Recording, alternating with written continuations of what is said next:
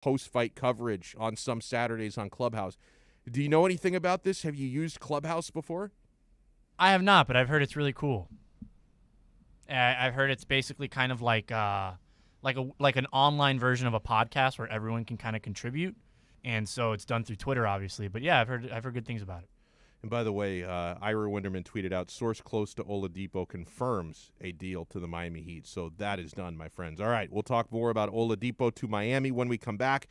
This is the only locally owned sports station in South Florida. We are OnsideRadio.com. We'll be right back to the Man of the Match with Alex Donno.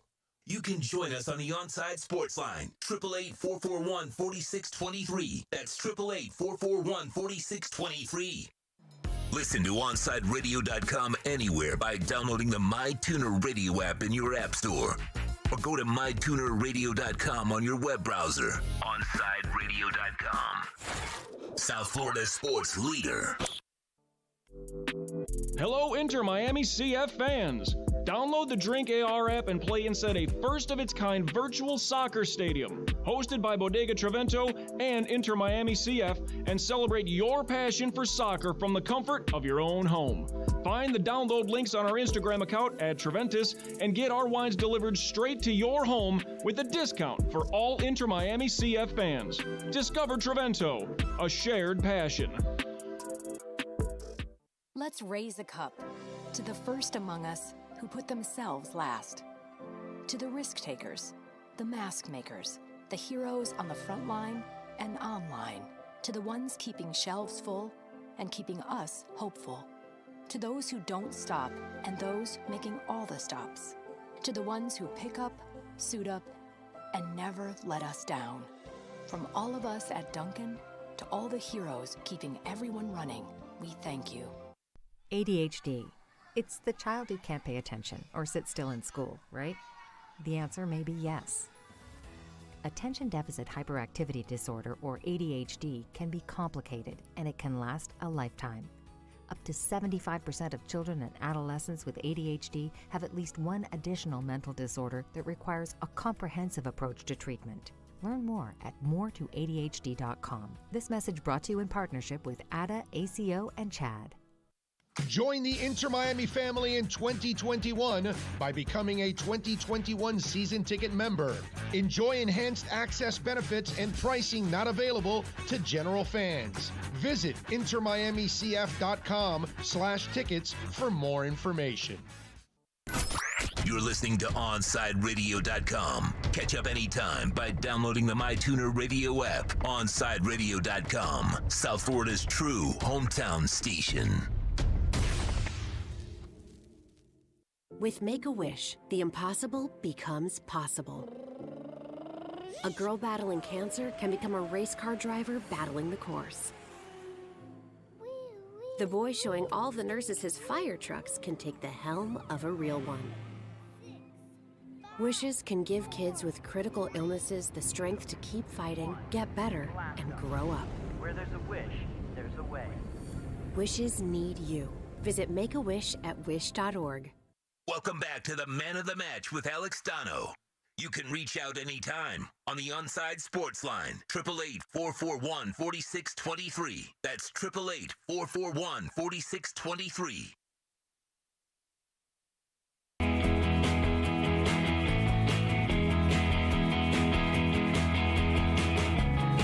Rest assured, the Miami Heat got better today, and the incoming is far greater than the outgoing. That's the magical part of all this. You bring in Victor Oladipo at the last second, right at the deadline. Miami gets a deal done with Houston for Victor Oladipo. And, they send out Kelly Olynyk and Avery Bradley. They had made the Nemanja Bjelica deal earlier today, sending out, a couple of guys who don't play, Chris Silva and Mo Harkless. So you're getting better without getting any worse. Like, the net gain, I think, here is absolutely gigantic. Our friend Brady Hawk from 5 Reasons Sports, in the lead up to the trade deadline, had written a little piece on Oladipo, knowing that he was going to be one of the targets today, knowing that not only Kyle Lowry, but Victor Oladipo would be targets for the Heat at the deadline. Lowry, in case you're tuning in, he's staying in Toronto. The Raptors didn't budge. That also means the Heat didn't budge. because that one came right down to the wire. 15 minutes before the deadline, you had Brian Windhorst from ESPN reporting that, Toronto were basically, the Raptors were asking for best offers, right? The Heat were still in it. The Lakers were still in it. Philadelphia was no longer in it. They had dropped out a couple of hours ago, or at least a couple of hours before the deadline. And so Toronto were taking last offers. Everything we understand was that their baseline price from the Miami Heat was something that had to include Tyler Hero. And the Heat decided the juice was not worth the squeeze on that. God, I hope Tyler Hero ends up being as good as people think he will be, right? We keep moving the goalpost with him. Coming out of the bubble last year, Hero is supposed to be a perennial all-star, and then he gets into a bit of a slump, and now it's like, well, he can be a really good sixth man. Okay. When do we move the goalpost again? But, Tyler gets more opportunities to impress Spoelstra and Riley because he's not leaving. He's not leaving. Duncan Robinson, by the way, is not leaving. So we can continue to get feast or famine games from him as well. But here's part of what Brady Hawk wrote about Oladipo before the deadline today. The first part is the addition of that point-of-attack defender that gets harped on time and time again.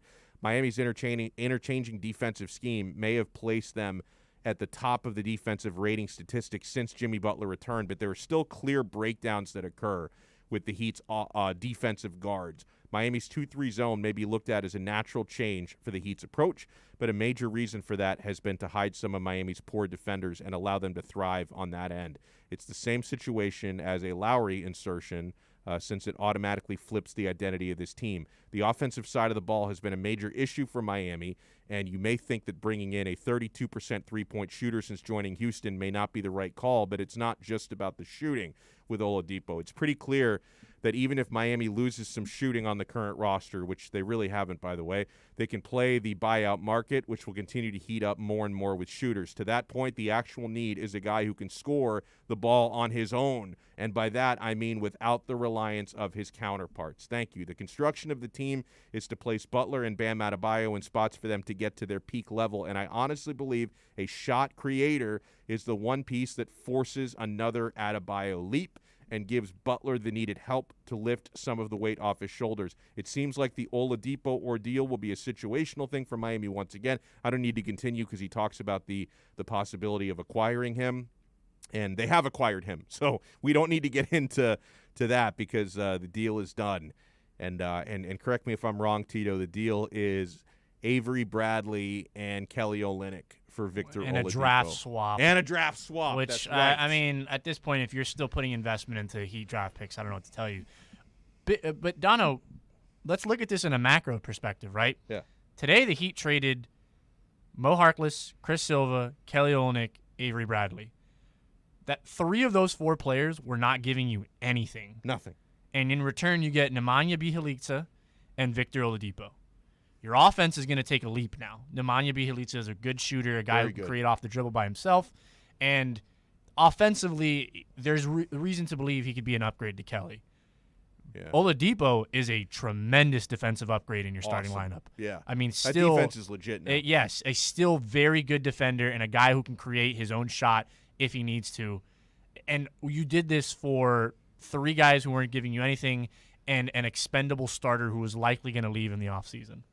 Yeah, it's tremendous. It really is a great piece of business. And this makes everybody happy, I think. I listen every day. I listen to the Onside Zone with Big O. He does a fantastic job.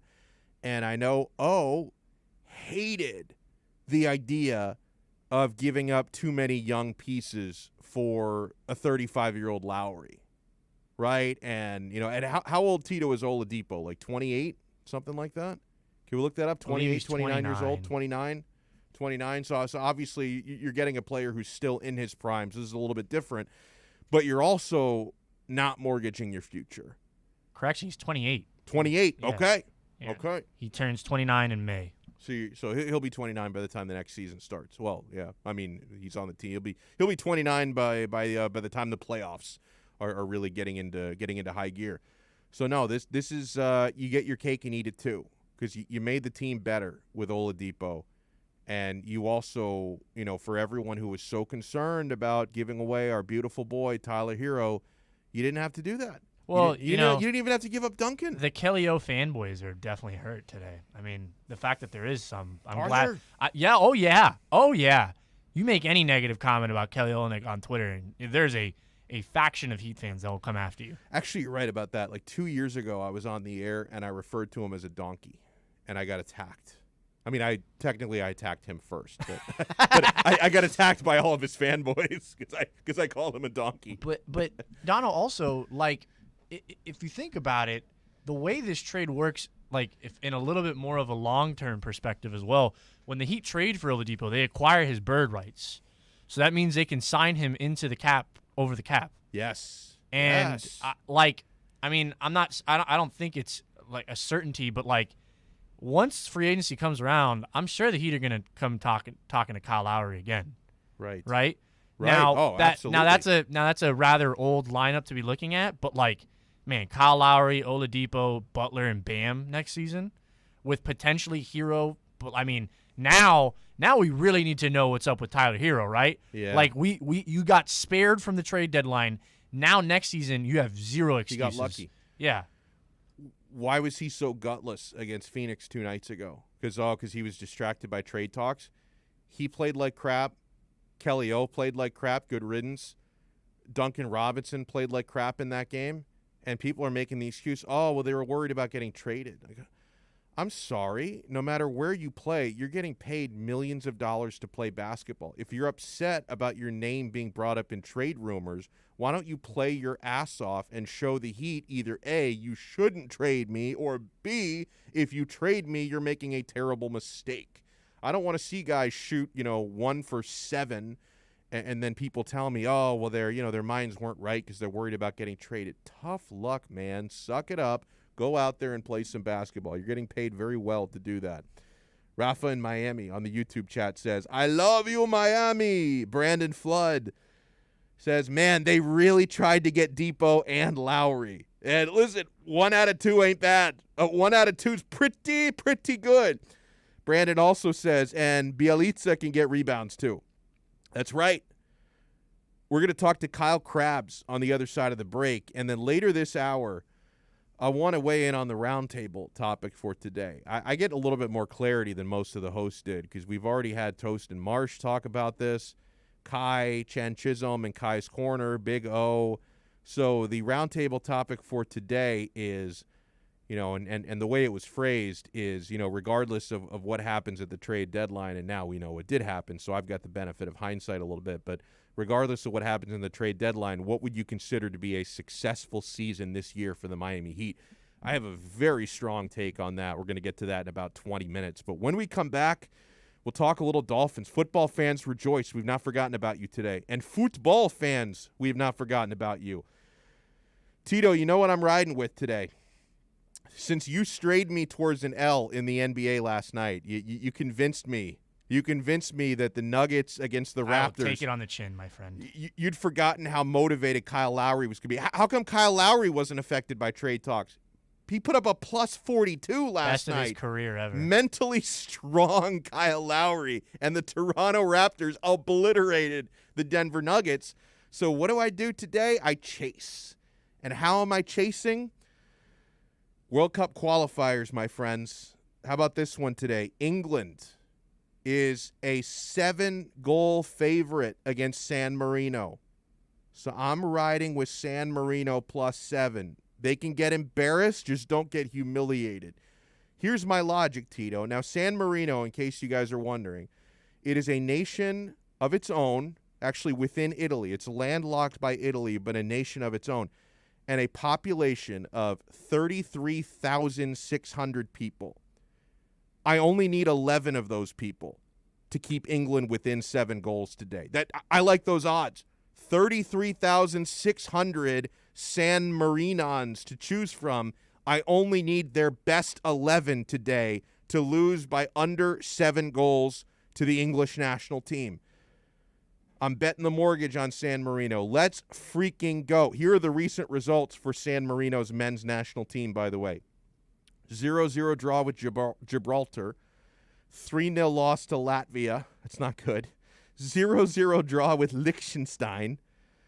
4-0 loss to Slovenia. Tito, would you like to know the last time San Marino scored a goal? In a game? I was going to say, I was waiting for it. November of 2019. Oh, in a brother. 3-1 in a 3-1 loss to Kazakhstan. Pre-pandemic. Oh, my God. Yeah, November of 2019 was the last time San Marino scored a goal in a competitive match. But I need them to hold England within a 7-goal margin of victory today. We'll be joined by Kyle Krabs to talk some Miami Dolphins when we return. Hey, get the brutal honesty every day, noon to 3 p.m. with the big O in the Onside Zone daily here, noon to 3 on OnsideRadio.com. Onside Radio, the only choice for the South Florida sports fan. We'll be right back to the man of the match with Alex Donno. You can join us on the Onside Sports Line, 888-441-4623. That's 888-441-4623. Listen to every Inter-Miami CF match on your home for La Rosa Negra, OnsideRadio.com. Catch us every day on the MyTuner Radio app.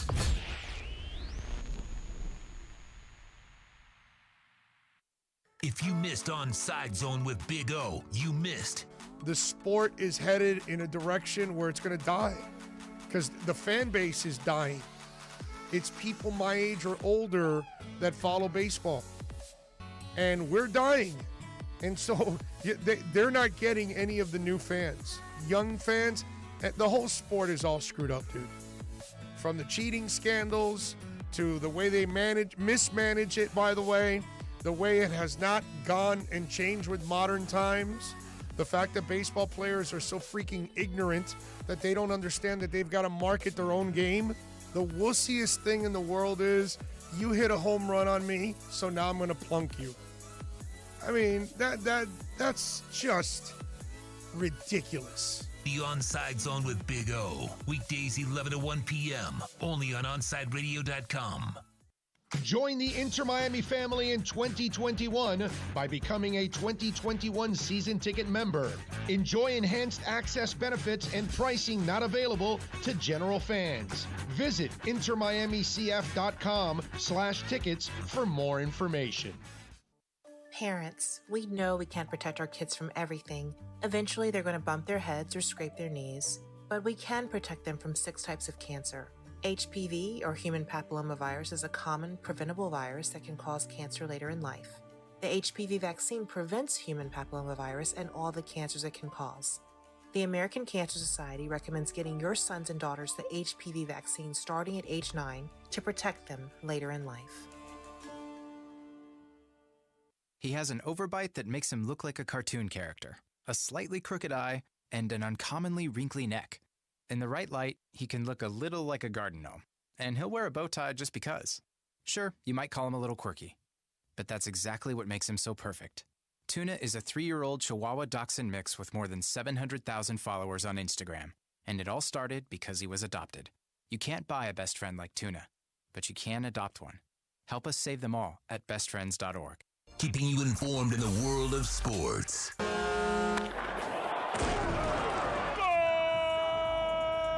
With an OnsideRadio.com sports update.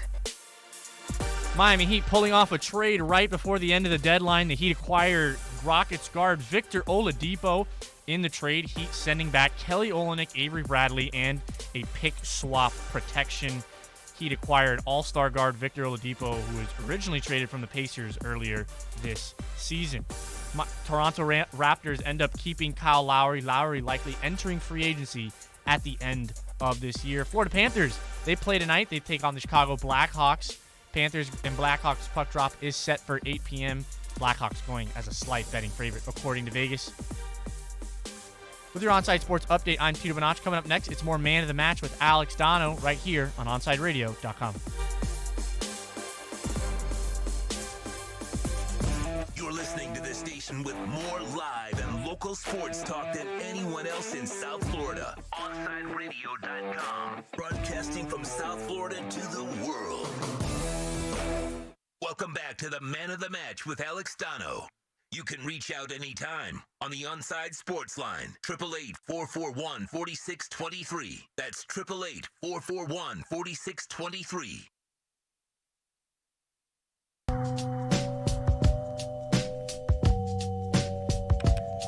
Our next guest is the director of scouting from the Draft Network, lead editor of Dolphins Wire. I'm on DolphinsWire.com every single day, my friends. He also hosts Locked On Dolphins and Draft Dudes podcasts, which are must-listens, especially this time of year. And things are always picking up, man, leading into late April. Kyle Krabs is with us.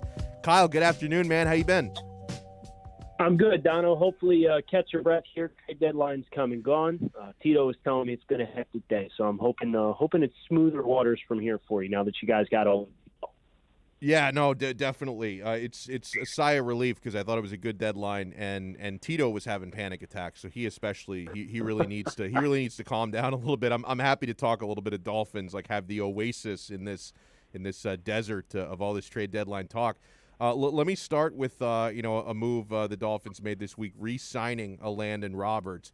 Any surprise there, even after having made the Benardrick McKinney move? Because when that move was made, I kind of thought Roberts' time in Miami was over. I don't dislike the move because now there's quality depth at inside linebacker. But was that any surprise to you? Maybe a little bit, but then again, Elandon was not here on a pricey deal in the first place with his first contract in 2020. So, like you said, the depth of value is important there. And Elandon only played 39% of the snaps for Miami this past year. And I understand with some injuries he missed some time, but he was never a player that was going to be on the field on third downs. He was really good in between the tackles, but if you asked him to break down and make plays in space, it was kind of hit or miss. I think Benardrick McKinney gives you a different flavor, somebody who is a little bit better at pass coverage, somebody who can stand up and rush off the edge. Landon Roberts, those two in the middle with the defensive line that the Dolphins are building, they should be set. They should be all set as far as defending the run against teams that come downhill. Now, the edge play and maintaining your gap integrity is a different story altogether, but as far as up the middle, between having McKinney, now bringing Roberts back, assuming he's able to get back on the field after the significant knee injury that he suffered at the end of the season, I like what they have here for that interior triangle or interior square in the middle of the defense now that they got Roberts on another deal. By the way, someone in our live YouTube chat commented that they really liked your latest mock draft. I liked it as well. I get really excited by these Alabama Crimson Tide players. So you had Miami trading down to number 8, trading with Carolina, which could very well happen, with Carolina being a quarterback-needy team. And you've got the Dolphins selecting Jalen Waddle at number 8, which I absolutely love, especially at that spot, and Najee Harris at number 18, which I really love. And so it's a good thing Chris Greer was at the Alabama Pro Day on Tuesday in person because he's getting an up-close look at these players. So – and you really like that, right? I mean, and do you favor even overall? Because even though like you've got Waddle at number 8, not number 3, I'm almost feeling like, Kyle, no matter what spot the Dolphins are in, that I'd probably rather have Jalen Waddle than Devontae Smith. The size worries me a little bit. Well, it's not that Jalen's a big receiver either, but it's the fact that Jalen has a trump card that he can lean into, whereas Devontae is a route technician, but as far as his physical profile, Jalen Waddle, when he's healthy, runs in 4.2s. Right. So you think about the proposition of putting him on the field simultaneously with Will Fuller, and Will Fuller proved himself to be a much more diverse receiver in 2020 when he was the go-to in Houston. And then you have a guy like Jalen Waddle, who when you watch the tape, you can get him the ball quick. You can run your screen game and your RPO game with him and get him the ball and let him make plays in space. He's another burner that can push down the field. And if you think about how many games did we see in which the Dolphins ended up playing their offense in a 10 or 15-yard box from the line of scrimmage because nobody respected their ability to get vertical and beat them down the field. So now you take 4-3 Will Fuller and 4-2 Jalen Waddle, and you put those guys on the field, they're going to take the whole roof off the defense. They're going to, teams are going to play, whether it's quarters or 2 or 3 deep across the back end, they're going to play with cushion. And now everybody else is going to be able to benefit. And to have 2 of those kinds of guys on the field simultaneously, as well as guys that can win after the catch with the ball in their hands in the quick game, which both Fuller and Waddle can, it might feel redundant, but you think about what Tua's strengths were, and that to me opened everybody up in all phases of the passing offense. So that's the most exciting solution that I have as far as just take an existing prospect and insert him into what the Dolphins are doing. And I like that you had the trade down from 3 to 8, and obviously there's some pretty serious allegations against Deshaun Watson. But if I look at one of the consequences there, I am not expecting him to get traded anytime soon, because it seems like it'd be really tough for any team to try and make a deal with Houston right now. And so if he's not really on the market, and Carolina, we've been led to believe, is one of the teams that really would have been aggressive for Deshaun Watson, if he's not really an option for them, Kyle, then I think it's extremely likely then they're going to look with the Dolphins to try and trade up to number 3, because if they can't get Watson, or they shouldn't get Watson right now, that number 3 pick is what they're really going to want to covet. Right, because the Jets, from all signs are pointing to, I know there's some speculation, they should stay with Sam Darnold, as much as we as people who follow the Dolphins would love to see the Jets stay committed to Sam Darnold for an extended period of time. Seems like that transition's taking place, and they will probably be taking a quarterback at 2, and that means the Dolphins are kind of the opening pick of the real draft, because you're going chalk with the first 2 picks and you're drafting quarterbacks. So, okay, who wants to make it 3 in a row? And Carolina has the most aggressive owner, Dave Tepper, extremely successful businessman, and he's known for his aggression and everything that he does. He's fearless. And you've got teams behind you in Denver and San Francisco and presumably New England, not that they would probably get a deal done with Miami, but never say never, that are going to be applying heat and keep the price of going up to this pick for Miami quite high, because Miami can always go back and say, hey, San Francisco's offering us this, and we understand you have an earlier pick, but we're getting all the same assets from a team that's 4 spots behind you, and we like the depth at the wide receiver room. So I think that really plays to Miami's advantage to let these teams leverage against each other, and then go back to the team who has the most aggressive owner and say, this is the best available offer. If you can match it, we're going to take yours because we don't have to go back as far. But right now they have more assets on the table for us. I love it. Kyle Krabs joins us. He's the lead editor of the Draft Network, DolphinsWire.com. Does a really fantastic job there. One of the things, Kyle, it bugs me about the way certain media members cover Tua, because they act as though he's not going to get any better. He didn't have. He admitted it was a disappointing rookie year for him last year, and they act as though that's who he is. Whereas I see a guy who was rehabbing last year from hip surgery, so he had even less of an offseason than everyone else had, because at least other guys could work out privately, and he really couldn't. Not to mention the natural struggles that come with being a rookie. What do you put as your expectation as to how much of a jump? And I already see Tua throwing balls to Jakeem Grant, and he's looking bulkier now, so I know he's taking this offseason very seriously. How much of a jump do you expect he could take from year 1 to year 2? Yeah, it's tough, and I like the fact, and Ryan Fitzpatrick spoke a little bit about this. He did a spot with the Ross Tucker football podcast and was asked about Tua.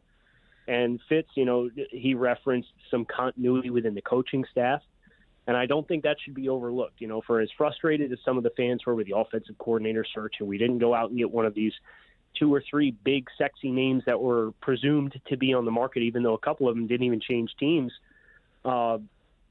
Miami being able to keep the terminology the same and avoiding a third playbook in as many years of the Brian Flores era and the second offensive coordinator in as many seasons with a different playbook for Tua Tagovailoa, that continuity and understanding that language. And you listen to Tua talk, and he talks a lot about the pre-snap stuff. And Ryan Fitzpatrick talked about that too. One thing Tua getting better at is eliminating certain sides of the field or routes based on pre-snap alignment, defensive structure, understanding what's leveraged, where you need to go with the ball before the snap is even taken, instead of trying to process all of that information in real time immediately after the snap. That you only get that with reps. And to not have to worry about, okay, what's the concept called, because it was called something different last year versus what it is this year with a new playbook, I think will really help too. So I don't know if I can quantify from like a statistical standpoint, but your optimistic point of view would be Tua, the lows aren't nearly as low as what they were in Denver and Las Vegas, and you get more frequency appearances, highs like you got the second half of the Kansas City game and down the stretch against Arizona. Kyle Krabs, DolphinsWire.com, joins us here on Onside Radio. What was your take on the gamble that didn't pay off? But to me, like I really have no regrets about Isaiah Wilson. I'm a little bit surprised that the news just came out this week about that high-speed car chase. I'm just kind of surprised people didn't seem to know about that. I don't know how that flies under the radar the way that it did. But at the end of the day, the Dolphins lose nothing financially. So are you okay with the gamble that they took that ultimately failed? Yeah, that was the big thing. As long as they weren't going to be on the hook for the contract, with the guarantees in that contract of a first-round pick, there was nothing to lose. And okay, you deferred a seventh-round pick 12 months. What do you do? You could sneeze during day 3 of the draft and come up with an extra seventh-round pick if you absolutely wanted one. So it's inconsequential as far as the assets that they gave up and not taking on any dead cap or anything that's going to impact their ability to bring other players in.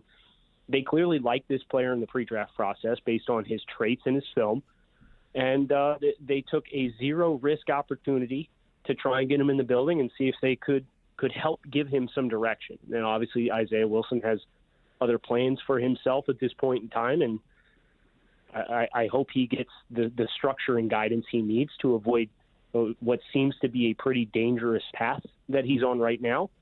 But from the Dolphins' perspective, it was a harmless roll of the dice to take, and the Dolphins have made a number of those, and you never know which one you're going to strike gold on. So I credit them for not leaving the stone unturned and making a no-risk opportunity to try and improve the roster. Good stuff here by Kyle Krabs. And not only check out his work at DolphinsWire.com, but make sure you check him out on the Draft Network. There you can find his latest mock draft. Kyle, how many more mocks do you think you're going to make between now and the end of April? Like, how often do you update these things? So are you talking the big 32-team version or the 7-round Miami Dolphins versions? Well, how about both? Like each of those. I was talking about the big 32, but how many of the Dolphins versions are you going to make as well? So I'll have one more of the big 32 before draft a week. Nice. And then Wednesday before the draft, in which we do it annually, there's a competition for sports media. It's called the Huddle Report. And that's kind of everybody's best shot predictively of what's going to happen. So we're in the information gathering phase now and kind of pulling strings and getting to know what we're familiar with and what sources we have that tell us what direction we think teams are going to go. And so that last one, I'll have two more. That last one will come out Wednesday night before the draft, get it up as close to the deadline as possible for hopeful accuracy. But I'm doing the Dolphins 7 rounds like in bed on my cell phone late at night. Who's on the board this time around? So I love endless. it, man. Keep grinding. Great stuff here by Kyle Krabs, and follow him on Twitter at Grinding the Tape. Thank you so much, man, and enjoy your weekend coming up. Thank you, Donno. You as well. Love it. Tito, I got some good news. Give it to me, Donno. 3 minutes. England hasn't even scored yet. Hey! We're looking good. Donno, I've got some better news. What's that? Adrian Wojnarowski reporting that once LaMarcus Aldridge completes a buyout with the Spurs, the Miami Heat are expected to emerge as the front runners to sign him. We're getting the band together. We're getting the band together. So we're going to come away with this with Bjelica, Oladipo, Aldridge, and I'm going back a couple of weeks. We got rid of the anti-Semite a couple of weeks ago. We get rid of Avery Bradley's bum ass. We get rid of Mo Harkless's bum ass. We get rid of Kelly Olynyk's hair. I'm sorry to the Kelly Olynyk fanboys. We get rid of Chris Silva. This is what you call addition by addition and addition by subtraction. If this team was assembled in like 2016, oh my God, this is a championship team right here. I mean, like a lot of guys over 30. I mean, except for Depot, but man, some serious talent on the squad now. Well, we're legit looking at an almost completely different roster outside of Duncan and KO and Hero staying. Bro, we started the day with the Justice League, and we finished the day with the Avengers. Yeah! I'm going to tell you what a successful season would have to look like for the Miami Heat when we come back. Hey, Sundays, OnSideRadio.com continues to provide you the kind of sports talk South Florida fans desire. Every Sunday at 7 a.m., tune in to the Sunday Sports Drop with Jazz Santana. Catch Jazz every week as he takes your calls and discusses the biggest stories in sports. That's the Sunday Sports Drop, 7 to 9 a.m., exclusively at OnSideRadio.com. We'll be right back to the Man of the Match with Alex Donno. You can join us on the Onside Sports Line, 888-441-4623. That's 888-441-4623. You're listening to the only sports station in South Florida that likes to take your calls. 888-441-4623. We connect with a South Florida sports fan because we are South Florida. Locally owned and operated. 888-441-4623. OnSideRadio.com. South Florida's home for real sports talk. You can connect with us at OnSideRadio.com by sending us a text at 844-416-8123. Save it on your cell phone, 844-416-8123. No better place to send your comments, ask questions, win prizes. OnSideRadio.com, the only choice for the South Florida sports fan. For over 20 years, Mr. Glass has been committed to the safety and satisfaction of our clients. Our products are the culmination of innovative engineering, aesthetic appeal, and the highest levels of quality.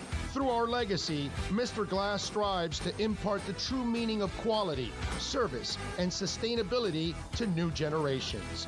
Reputation, experience, and trust is why clients choose Mr. Glass. Live the future now. Locate a dealer near you today. At Baptist Health, we are ready to serve, to treat, to safely proceed with your procedure. We're ready for ER visits and office visits with skilled surgeons, advanced medicine, and multidisciplinary teams. We're ready for new arrivals and new recoveries. We are ready. We're ready to diagnose, treat, and manage anything that comes our way with exceptional care and comfort. With the same preparedness and compassion you've come to expect from Baptist Health. And we are ready. We're ready. We're ready to care for you. Can I get a captain? Captain and what? Captain and Ginger. I can't hear you. Captain and Ginger. He was a captain and Ginger. Captain and Ginger. He was a captain and Ginger. Captain Morgan, official partner of Major League Soccer. Every Thursday, NBA fans can catch one of the best basketball shows in the country when Ethan Skolnick and Ira Winderman host Inside the Paint. Listen to two of the most knowledgeable and connected reporters in the business. Get year-round insight every Thursday at 10:30 a.m. with Inside the Paint on the home for hardcore basketball fans. OnSideRadio.com. Big O for M&S Air Conditioning. You know, air quality in your home and business is more important than ever. That's why you've got to call M&S Air Conditioning and let them install a high-efficiency polarized air filter in your AC unit. Folks, it attracts, captures, and destroys biological contaminants to improve your air quality. With stellar customer service, answering your call from 7:30 a.m. till 9 o'clock p.m. For more info on high-efficiency air filters and their preventative maintenance plans, visit M&S Air Conditioning at ac-florida.com. You're listening to the station with more live and local sports talk than anyone else in South Florida. OnSideRadio.com. Broadcasting from South Florida to the world. Big news, Miami fans! Body Armor is proud to be the new official sports drink of Major League Soccer and Inter Miami CF. It doesn't matter if you're a player or a fan, Body Armor sports drink will hydrate you with potassium-packed electrolytes, antioxidants, and no artificial sweeteners, flavors, or dyes. Whether you're at home or in the starting lineup, Body Armor sports drink will hydrate you from kickoff to the final whistle. Body Armor, now the official sports drink of Inter Miami CF, available at your local Publix. You're listening to the only sports station in South Florida that likes to take your calls. 888-441-4623. We connect with a South Florida sports fan because we are South Florida. Locally owned and operated. 888-441-4623. OnSideRadio.com. South Florida's home for real sports talk. Welcome back to the Man of the Match with Alex Donno. You can reach out anytime on the Onside Sports Line, 888-441-4623. That's 888-441-4623. 4 o'clock, we're going to talk with Jamison Olive from FloridaPanthers.com. Set the table for Panthers Blackhawks tonight. Let me get to the roundtable segment for today. This is something that all of the hosts at Onside Radio are weighing in on. I get the benefit of hindsight that the first 3 shows did not. But honestly, it really doesn't change what my answer would have been to this question. The question is... Sorry, that was a hell of a dramatic pause, man. I was looking for it on my phone. Okay. The question is, whether the Heat make a trade or not, which they did, a couple of them, what is considered a successful season this year for the Miami Heat? I've heard for months, ever since the Heat were 7 games under 500, I've been hearing a lot of soft apologists saying things like, well, just get into the playoffs, I'll be happy. Get to the second round. This team went to the NBA Finals last year with a group that I now think is even a little bit inferior to what they have now at the conclusion of the trade deadline. The Heat have just made themselves better today, okay? You can tell me if I'm being too tough if you want to, but my logic is pretty sound on this. And if you feel a different way, you're just an apologist. A successful season for me is getting back to the NBA Finals. That's a successful season. Now, there are different degrees of failure, right? I'm not saying anything below the NBA Finals is, Spo's got to be fired and Pat's got to retire and you have to blow up the whole roster. I'm not saying that. But to me, success a year after you made the NBA Finals and actually pushed the Lakers to 6 games, you've got to get back to the NBA Finals for me to call that a successful season. Again, different degrees of failure. If the Heat miss the playoffs, that's a complete failure. If the Heat get to the second round, that's a slight failure. But why would I not expect this team to get back? When they made it last year, they got through a really tough Milwaukee team in the playoffs. They got through a Boston team that's taken steps back, but they were favored against the Heat in the postseason last year. It would not be excusable for me to come from last year to this year. Now, I think the Heat made a mistake letting Jay Crowder get away, but I think they've taken some steps today. I love the Victor Oladipo move. I like the Bjelica move, and it sounds like LaMarcus Aldridge is going to arrive here after he's bought out. So this team is getting better. Why would I not expect a team that got to the finals last year to get back there this year? Because Jimmy Butler is actually playing even at a higher level than he was a season ago. And you have all these young players who should be getting better from last year. Bam Adebayo is a year more seasoned and a year better. So I think it's inexcusable to me, the idea of, let's just go let Brooklyn and Milwaukee and Philadelphia get better and just let them pass us in the East. To me, success for this Heat team, I'm not even saying win a championship, but success to me this year for the Miami Heat is getting back to the NBA Finals. That is what I would consider a successful season. And anyone who says otherwise is being too soft and being too much of an apologist. Gut check, Donno. I love it. I love the guts right there. Do you agree? I agree that at the very bare minimum, they should make it back to the Eastern Conference Finals. I wouldn't even call that a success, though. I think success is getting to the finals. I think for success to me is you give Brooklyn a run for their money. I think that's what it is. Okay. Maybe it's just I don't know, but I think it's giving a run for their money. That's where I'm at with this. All right. By the way, the Azzurri just took a 1-0 lead against Northern Ireland. You could have thrown both Irelands at us, and we're still taking this W. Republic of Ireland, Northern Ireland, throw Scotland in there. I don't care. We're going to kick your ass. 1-0, baby. Oh, I got to check if England has like 4 goals on the board yet. We're going to talk with Jameson Olive. I was about to call him Jameson Walker because James Walker is going to join us at 4:20. But Jameson Olive from FloridaPanthers.com will talk some Cats with us when we come back.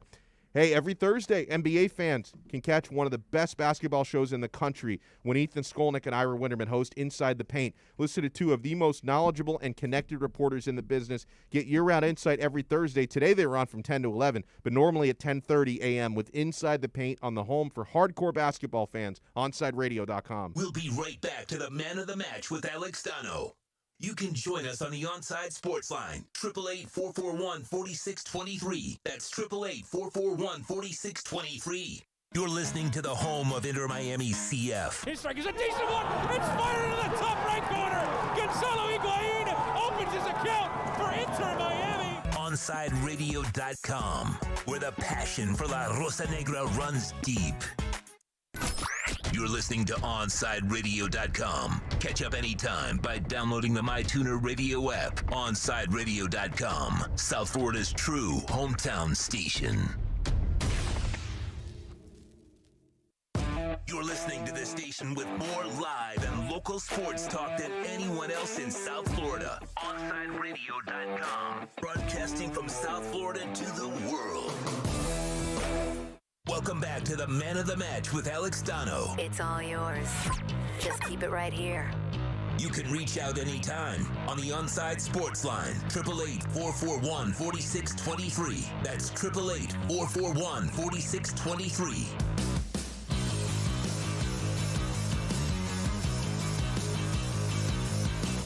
Yeah, 4 o'clock hour, Man of the Match with Alex Donno. Oh, I am Alex Donno.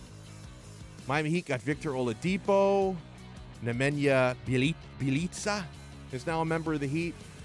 And you gave up a bunch of bums and Kelly Olynyk. So today is a really, really good day. Also, I'm watching England San Marino. So I've got San Marino +7. So as long as they don't lose by more than 6 goals, I win this bet. It's not looking terrible so far. 15 minutes in, England has a 1-0 lead. 15 minutes in. So they got a lot of goals still to score. Only 33,600 people in the entire nation of San Marino. We'll circle back into that. But I want to talk some Florida Panthers with our good friend Jameson Olive from FloridaPanthers.com. And I tell everybody, Jameson, especially after victory, so hopefully we get a W tonight, the 5 takeaways piece that you write at FloridaPanthers.com is a must-read after hockey games. How you been, sir? Well, thanks for that, but I've been great. Obviously, a little weird here for the Panthers, losing 2 in a row. It's only happened twice this season, so it's kind of funny how quickly we get spoiled, because in the past, the Panthers, obviously a lot of losing in their history, but here we are having a great season. Suddenly they lose 2 games in a row, and you start getting angry, and you're like, man, I was getting so used to just the perfect life to never losing games. So it is pretty funny how quickly things change. Yeah, I mean, losing 2 in a row, but it's like after the last one, I couldn't complain too much when you lose Barkov in warm-ups. So automatically you're in a really, really tough spot, and Noel Acciari gets called in on very short notice into the top line. Unfortunately, Barkov is out again tonight. So what are you expecting, Jameson? Because now the Panthers have had a couple of days instead of a couple of minutes to kind of mentally prepare, and Coach Q knows he's without Barkov tonight. So are the lines going to be what we saw the other night, or could there be any changes? Well, first you hit the nail on the head kind of talking about that game on Tuesday in Chicago, losing Barkov, 5-10 minutes before puck drop. That first period, the Panthers obviously a little shaken up, a little confused. Obviously a lot of guys moving around to replace Barkov's minutes. So they really got behind the 8 ball there early. And then I think once they settled down, in the second and the third, they played a lot better, put themselves in a position to almost win that game. They only lost 3-2. So I think, coming into this game, they will be more composed. They're more ready for this. It's going to be interesting to see how the lines look. Is Noel Acciari going to be there as top-line center again? Is that Tulo Esterainen coming back off the taxi squad to get back in the lineup tonight? Overall, it's going to be a team effort, though. Barkov leads this team's forwards in minutes. Those are going to be spread out around all the guys, I think. Coach Q is really going to ride hot hands tonight. If a guy has, a good opening 10 minutes, he's probably going to have more play time as the game goes on. So that's kind of what we saw in that game on Tuesday. There was a lot of shuffling. It seemed like every period there were new lines out there. So I'm sure there are some set lines going into tonight. We'll talk to Coach Q at 6 p.m. here, find out a little bit more. But overall, I think it's going to be very much managing the flow of the game type thing for Coach Q, which, of course, he is very good at. Yeah, no doubt about that. How have players, been talking today, Jameson? Because you mentioned a 2-game losing streak for this season's team is unheard of. So they're facing a little bit of adversity, for really the first time this season. How do the players seem to be handling that, and how is that motivating them? Well, the good thing is they're pissed off, and that's kind of the best thing you want to hear. And that's kind of even Barkov, who's so reserved, talked about that earlier in the year, how the guys get pissed off now after they lose even more so than usual because they feel like they should win every game with how good they've been this season, with the talent they have. And, in the past, dating back to last season when he first got here, Coach Q kind of talked about as a coach how you kind of try to channel that anger and get angry the right way, is what he likes to say, heading into games. So the Panthers, I know, especially got to think a guy like Patrick Hornquist in particular, probably is, really fired up heading into tonight's game after losing 2 in a row. So that's kind of one of their strengths this season. That's why they've only lost 2 in a row twice this season, is because they do get so angry. They do find ways to bottle up that frustration and kind of take it out on the opponent the next time they're out there. So the Panthers pissed off in all the right ways right now. What are you expecting tonight? And Drieger's in net, right? It looks like Bob's in net tonight, but like I said, we'll find out when Coach Q talks at 6. But we're expecting Bob tonight, I think. What sort of a game are you expecting? Obviously, these teams pretty familiar with each other at this point. It's going to be a tough game. It's probably going to come down to special teams again, like a lot of these games do. The Blackhawks are one of the top power plays in the league. Panthers are one of the top power plays on the road. It's probably going to come down to who takes advantage of those power play opportunities. But overall, the Panthers going out there, you got to circle Patrick Kane. You got to figure out a way to stop him and DeBrincat in that combination, and just kind of keep pushing all their shots to the outside the best you can. Maybe don't get too involved in the run and gun game, although the Panthers this season, even without Barkov, are pretty good at that. But I expect the Panthers to come out here with a good opening 20 minutes, really try and establish themselves coming off a loss, and then we'll kind of take things from there. But overall, like I said, with how the Panthers have been this season, especially after losses, you got to think the Panthers find a way to come out on top tonight. Love it. Jamison Olive, lead writer at FloridaPanthers.com, joins us here on Onside Radio. Jamison, I don't know if you've seen this, but somebody sent me this pretty horrific beverage item. So Pepsi is coming out with a Peeps flavor. You know Peeps, the Easter candy, the marshmallow. They're coming out with a Peeps flavored Pepsi. Is that something you'd be interested in trying? And I'm not hating on Pepsi. I'm hating on Peeps Pepsi. I don't. You know what? I like a sip, but I don't think I'd commit to buying a whole bottle because I just think like Pepsi's already so sugary. That just feels like they're adding more pure sugar in there. It's not like Peeps have necessarily a set flavor. It's just kind of marshmallowy sugar. So maybe it tastes a little bit like vanilla, but then again, they already have a vanilla Pepsi, so it can't be too similar. So I don't know what to expect there. But that kind of reminds me, like I think it was a couple weeks ago, I was at the store and I kind of just reached in. I was like Wawa or something. I grabbed a Coke thinking it was a cherry Coke. Turns out it was a cinnamon Coke, and I didn't really notice until I took a sip. And that just really caught me off guard. And I'm just not a fan of the cinnamon Coke. And then I also see in the store they have coffee Coke now. So I think they're getting a little too bold out there, I think, with the soda flavors lately. Cinnamon Coke sounds horrific. I would try. It hits you hard. Yeah, it hits you hard. It's very, very tart. I'm not a big fan of cinnamon in general. Like I'm really not. Like oftentimes, like if I have like a couple of different desserts or cookie options and one of them has cinnamon on it, I'm probably choosing the other thing. So cinnamon Coke does not sound good. I think I would try coffee Coke though, because I love coffee so much. I would have an open mind to at least try that. What do you think? I don't know, because I'm a little afraid of what that'll do to my heart. Just the caffeine of coffee plus the caffeine of Coke. I feel like now that I'm in my early 30s, I got to start watching out for stuff like that. So I don't know. You know what? Once again, I'll throw it in the would take a sip category, but not going to commit to a full beverage category. Man, well, excellent stuff. Panthers taking on the Blackhawks tonight. The rematch. Hopefully the Cats can get it back and avoid their first 3-game losing skid of the season. We do not want to see that. Jamison Olive, you want to make sure you check him out at Jamison Coop on Twitter, and his work at FloridaPanthers.com, and also on the Territory Talk podcast, which is excellent. Jamison, thank you so much. Enjoy your day and enjoy the game tonight. Thanks for having me on, Donno. My pleasure. Did you see that today, Tito, the Peeps flavored Pepsi? I don't know what we're doing with sodas. This, to me, is the dangerous side of capitalism. When you allow too many options like that. I mean, I'm not a fan of the alternative. Like, I feel like there are maybe too many people who are kind of dipping their toes in the water of communism, and I'm not about that. I'm very capitalistic. But at least I figure if I'm in North Korea, no one's going to try and offer me a Peeps-flavored Pepsi, and there's something comforting about that. Like, to know that I can go all around Pyongyang, and no one's going to try and offer me a Peeps-flavored Pepsi. We go too far with these soda flavors. When I see one of those Coke Freestyle machines, I get a little bit intimidated. In the Freestyle machines, like it's kind of nice. Like it's nice to know that if I want like a cinnamon, vanilla, orange Coke that I could get it, but why would I ever want to, right? I feel the same way you do, but about like the Oreos, right? Like yeah, they go way too far. They're just too far, and I get it. Like part of that is marketing because it's like, oh my God, Oreos came out with like wasabi flavored Oreos. That's crazy. Would you try it though? Yeah, it's like no, never. No, why? No. Why are we here? How did we get here? No.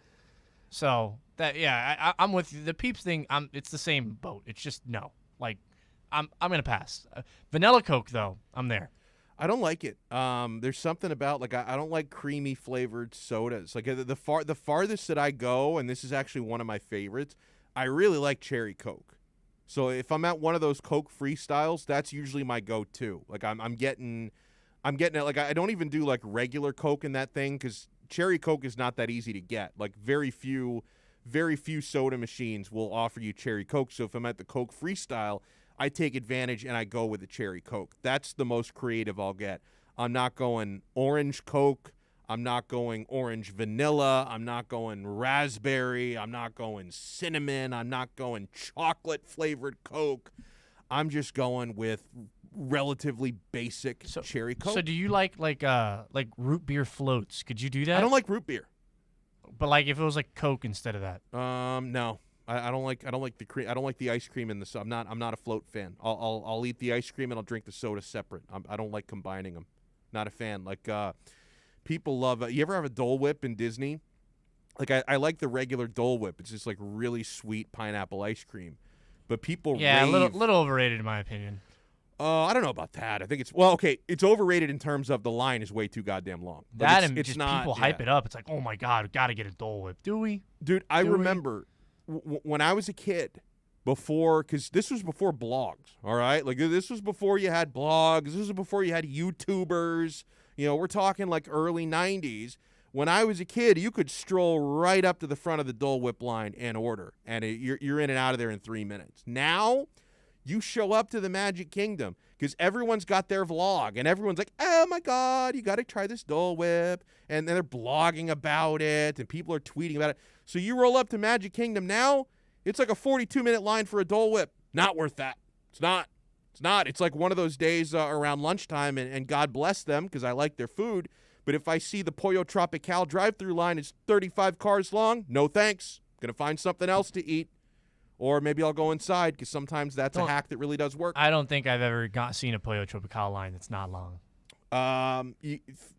Either like right when they open, like if you ever like are going for like a 10:30 a.m. lunch, it's possible, or very, very late at night. But then late at night, it's a crapshoot because they're out of everything. That happens. That happens a lot.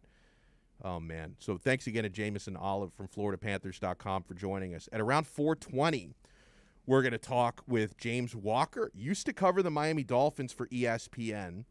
He's covering mixed martial arts, which has been a long-time love of his. I first met James. We covered the Dolphins together years ago, but before I even covered the Dolphins with him, I met him like 10 years ago at a UFC event, and we got to talking. He had just gotten the job at that time to come and cover the Miami Dolphins.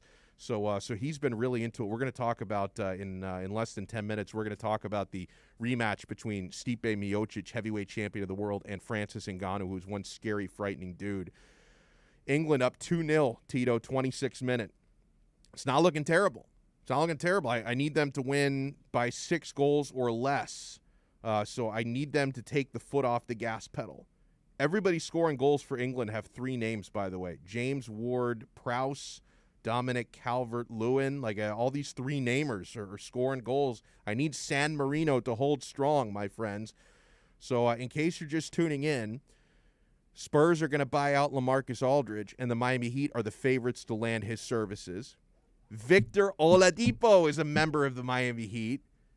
They had to give up Kelly Olynyk and Avery Bradley, bum-ass Bradley, who's only played 12 games this year. Good riddance. Kelly Olynyk and bum-ass Bradley get you Victor Oladipo. Does that offend you? He got COVID, Donno. Oh, God, I thought he was hurt. He's a bum. I mean, look, if I'm going to take solace in He's one had guy COVID the entire time? Not the entire time, but he got it. That's why he was out. Oh, man. This last injury was a calf strain. Okay, I'm talking about the calf strain. Oh, okay. All right. I'm not talking about the COVID. Well, look, we shipped off Kelly, all right? I'm sick of seeing Kelly's goofy ass lose the ball on a rebound where he's fighting nobody, okay? Like, I'm so happy. I cannot stress that enough. Bum-ass Bradley and Kelly Olynyk. Send him to the glue factory. Yeah, and the Heat sent Mo Bum-ass Harkless and Chris Silva to Sacramento. The Jay Crowder replacement, Mo Harkless, that averaged 1 point. Mo Harkless is a travesty. The only reason why I remembered he was still on this team is because they traded him. Well, I mean, look, Donno, Mo Harkless was what made the Jimmy Butler trade possible. That's true. Just hear me out. I like that. So the Mo Harkless era in Miami was a big one. It was huge. And so Mo Harkless and Chris Silva go to Sacramento in exchange for Nemanja Bjelica. We're going to talk some UFC with James Walker when we return here on Onside Radio. Hey, Sundays at 9 a.m., Juan Cardona dominates the airwaves with Juan on Juan. From sneakers to video games to your favorite South Florida team, tune in every Sunday to Juan on Juan, exclusively on the home for sports talk in South Florida, OnsideRadio.com. We'll be right back to the Man of the Match with Alex Donno. You can join us on the Onside Sports Line, 888-441-4623. That's 888-441-4623.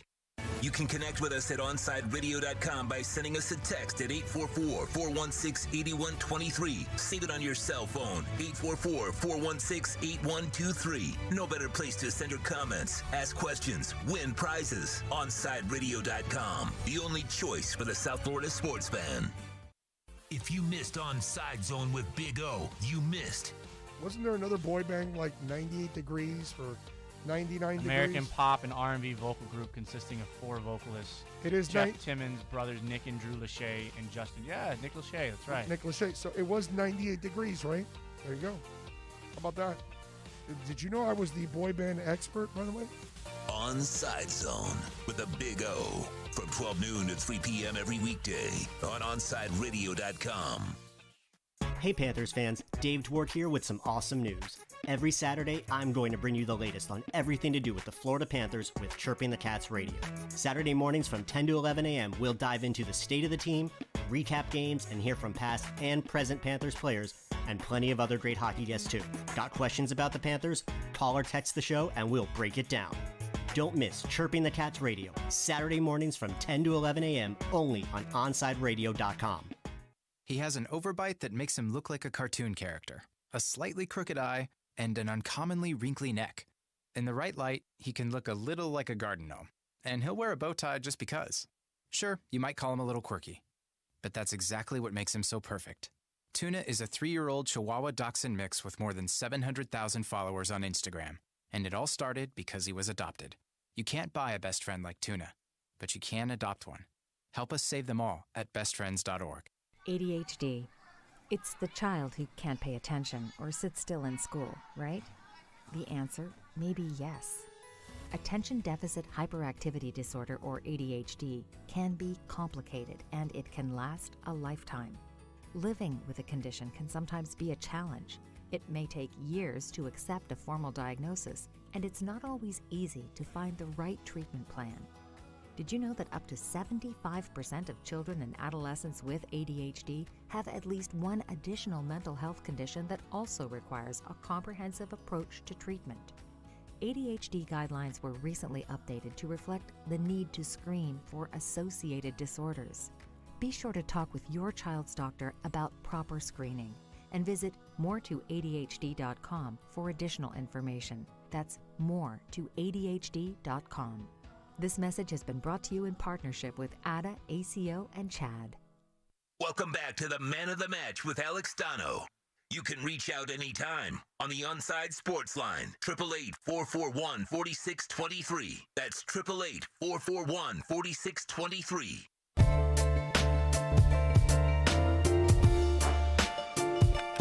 Really excited to bring on our next guest. He's been a friend of mine for got to be close to a decade now. We're all getting so old. It's crazy. You guys probably remember him and know him well from his years covering the Miami Dolphins for ESPN. He's also, and some of you probably know this, a very passionate mixed martial arts fan. That's where I first met James at an MMA event way back in the day. So we go back, I think, 9 years now. James Walker joins us. James, how's everything, man? How's your afternoon going? I'm doing great, Alex, and wow, man, it has been almost a decade. So how about that, man? We are getting older, but we also are getting wiser and smarter as well. So I'll take that. Do you miss covering all the ins and outs of the NFL? Because if you were still in that game right now, James, you would, I'm sure, be very busy putting out mock drafts and, of course, following this this Deshaun Watson saga, which seems to get a little bit uglier every day. Do you miss all the nuances of being an NFL reporter? I'm actually surprised how little I miss what I've done for 16 years prior. And now for the listeners out there, I'm on the business side of sports now. I'm business management for an accounting firm that has a bunch of professional athletes in all four major sports. But I'm really enjoying that transition, not only in terms of work, but in terms of just work-life balance. As you mentioned, Allison, it's a 24-hour news cycle nowadays. And 3 years ago, when I got out of it, it was one of those things where I wasn't sure, how much I would miss it. But, man, I would say about 90% of it, I really don't. I do miss some of the games. I miss, covering Super Bowls and playoff games and big events and stuff like that. But, the hustle and grind, things like that. I mean, my life has really changed a lot in the last 3 years. And, Alex, you know me personally, so, I have 2 children now. Yeah. And, I'm married and, really dedicated to my family. So I just didn't see both of those things kind of aligning as much as I wanted it to be, in terms of being the father that I want to be, the family man I wanted to be, and having the time for my kids, while still, covering the NFL and the Miami Dolphins, 24/7. It just didn't really match up. So yeah, I'm extremely, extremely happy, with my transition. And working in the business side of sports has got to be fascinating, James, because what I find now, I don't know if it was like this 20, 30, 40 years ago, but pro athletes, I think, now understand the importance of being businessmen, being investors, being brands, having various side gigs that just may not have been a thing a while back. So do you find that athletes now are more passionate about the business side of their life than ever? Absolutely. Even in the last, I would say, 4 or 5 years, I mean, it's really changed in terms of athletes smartening up. I think a lot of credit goes to, people on the business side as well. I work with those people every day. I'm in accounting, but I also get private investment opportunities that come across my desk that companies want to advertise to clients of mine and say, hey, look, we're having a Series A or Series B funding round, do they want to get in early, those kind of things. I mean, really, athletes realize now that they're their own individual brand. I mean, if an athlete's making $10 million a year, I mean, that's like a very well-run company. If you're making $10 million a year as a business, you're doing very well. So each athlete really has a lot of opportunity out there.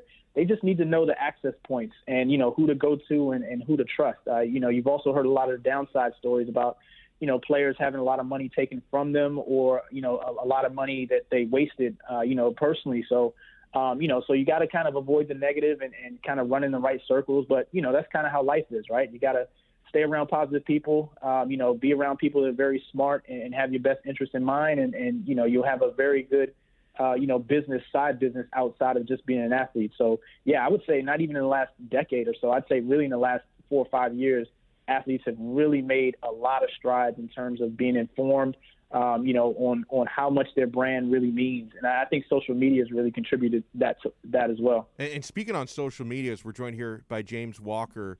You and I, of course, are both very passionate mixed martial arts fans, and you've gotten me into this Clubhouse app, and you and I are going to start doing post fights and even some pre-fight chats on Clubhouse. How did you find this, and what can people expect to hear, from you and I after UFC 260? And we'll get into the card in a little bit, but just so everyone knows, if you guys want to chat about it and listen to James and I, we're going to be on Clubhouse after the fights. Yeah, find us on Saturday leading up to UFC 260 and afterwards on Clubhouse. My handle is JWalk7. Alex's handle is Alex Donno. And, it's pretty easy to find us. I was introduced in January, a couple months ago to Clubhouse, again, doing business, by some business associates saying, hey, meet me on Clubhouse. Let's have a quick chat about some business stuff. I didn't really know what it was at the time. And since I've been on it, it's been tremendous. It's invite only. So it's not one of those things where it's oversaturated. As you see with Twitter and Instagram, a lot of other social medias, there's a lot of negativity, a lot of, oversaturation. They have hundreds of millions of followers, and I think Clubhouse at this point might have, 15 million at this point or less. It's growing every day. Maybe in 3 or 4 years it would have 100 million, but right now it's really good place in terms of quality, over quantity. So I figured, look, something I've been thinking about for years is that there hasn't been a lot of content, UFC content after the pay-per-views. I don't know if it's just because it's too late at night or what it is, but I figured this is a perfect platform for Alex and I. Alex, I really respect your sports knowledge in general, but, especially in the UFC space and things like that. You're just extremely one of the best, well-versed people that I know. So yeah, I think it'd be great to do it, and I hope everybody checks us out, and we'll have a little fun with it, see how it goes. And this should be a great one to talk about, and something what I'm really looking forward to in the main event Saturday night, UFC 260, is the adjustment, okay? So you've got Stipe Miocic defending his belt against Francis Ngannou. They fought previously, James, about 3 years ago, and really Miocic had the perfect game plan and the perfect abilities to negate what Francis does, where Miocic was really able to control the fight with his wrestling, smother Ngannou. Ngannou didn't really have the cardio to hold up. So I'm really wondering how much Ngannou learned from that first fight. Like, to Francis's credit, he's gotten a lot better. For about the 4 or 5 years he's been in the UFC, he's always been an incredible power puncher, and if he catches you, he can turn anyone's lights off. But I think he's really become a more complete fighter over these past 3 years. So I'll ask you, James, in your opinion, do you think this second fight is going to be kind of a carbon copy of the first, with Miocic just controlling every aspect of it, or do you think Francis can find an edge here and have some success where he couldn't have success the first time? Yeah, well, 3 years is a long time in an MMA career to gain experience, to smarten up, to get octagon time. So I think Francis is a better fighter that point. So I don't expect everything to play out exactly how it did before. If you look at Ngannou's record, 4 straight first-round KOs. I mean, no one wants to fight him. I mean, he basically had to get a title shot because he couldn't find any more contenders to fight him, at this point. And something I really thought about this week that was interesting is that, we talked about, Ngannou and what he's done over the last 3 years since the Stipe fight, but Stipe has fought Daniel Cormier 3 straight times. He's really the only opponent that he's fought since beating Ngannou. And you wonder if constantly training for one person, one style, a different style than Ngannou, who's a power puncher, a KO artist, versus Cormier, who's more of a grinder, a wrestler type. You wonder if that's going to kind of impact, just having a different kind of training camp than he's been used to for the last 3 years. It's an interesting contrast. I mean, I see the Vegas lines have it pretty much a pick 'em. Stipe's even money, and Ngannou's minus 120, so he's a slight favorite. But yeah, it's a fascinating heavyweight matchup, a great clash of styles. And I think it's especially intriguing because I think it's unlikely that it's going to play out exactly how it played out in the first fight. I think that's really well said. Now, in the case of Stipe, if you just go by his accomplishments, you can, of course, argue based on title defenses that he is the best or the greatest UFC heavyweight champion of all time. I mean, for me, if I'm just going to go strictly by best, to me, a healthy Cain Velasquez was the best I've ever seen. Unfortunately, Cain Velasquez's health betrayed him way too much. Yep. So it's hard to argue with the resume of Stipe because he's got the best resume in the history of the heavyweight division. Do you think he gets enough respect? Like, I've seen him referred to as the Rodney Dangerfield of the UFC because he just doesn't get that respect. I think part of it is because he's a little bit soft-spoken. Like, he doesn't have the Conor McGregor personality. Do you feel like Stipe gets the respect he deserves? Yeah, I don't. And as you mentioned, he's reserved, and I think he's reserved to a fault.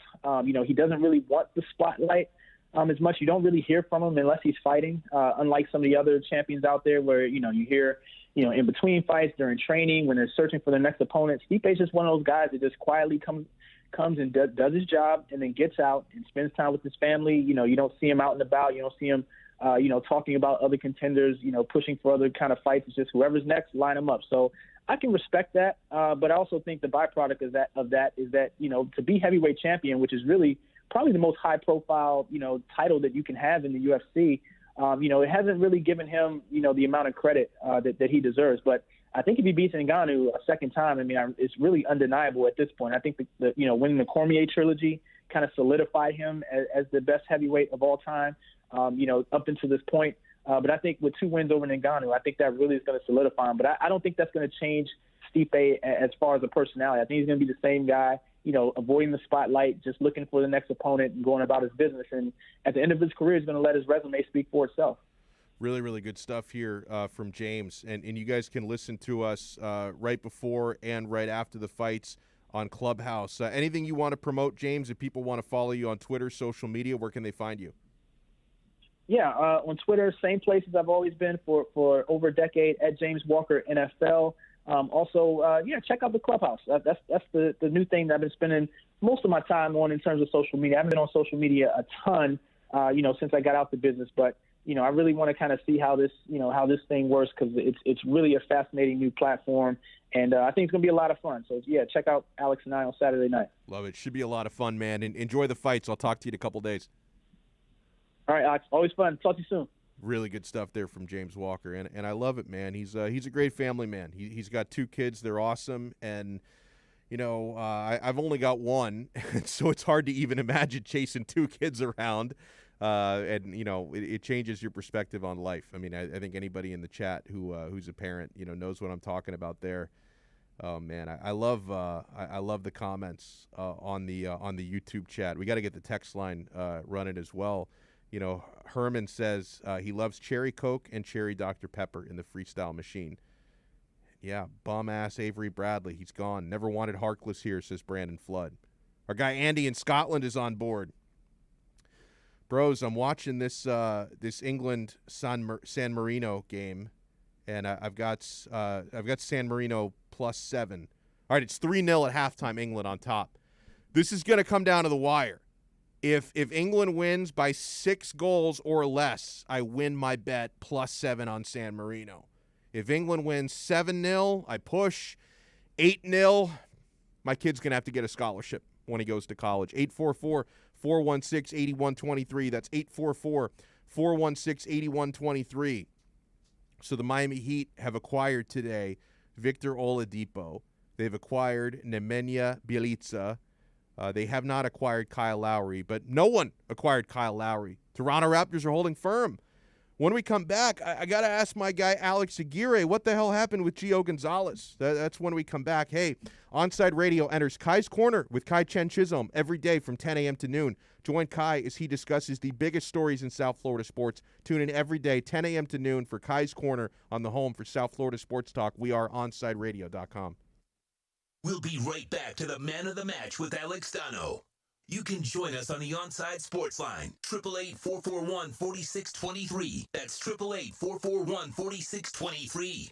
You can connect with us at OnSideRadio.com by sending us a text at 844-416-8123. Save it on your cell phone, 844-416-8123. No better place to send your comments, ask questions, win prizes. OnSideRadio.com, the only choice for the South Florida sports fan.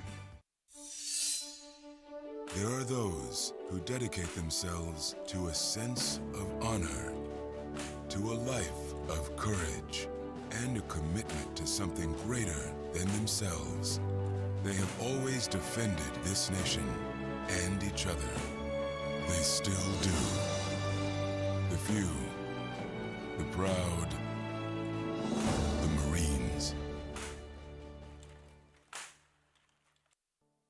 Inter Miami CF, your official furniture and mattress store, is here.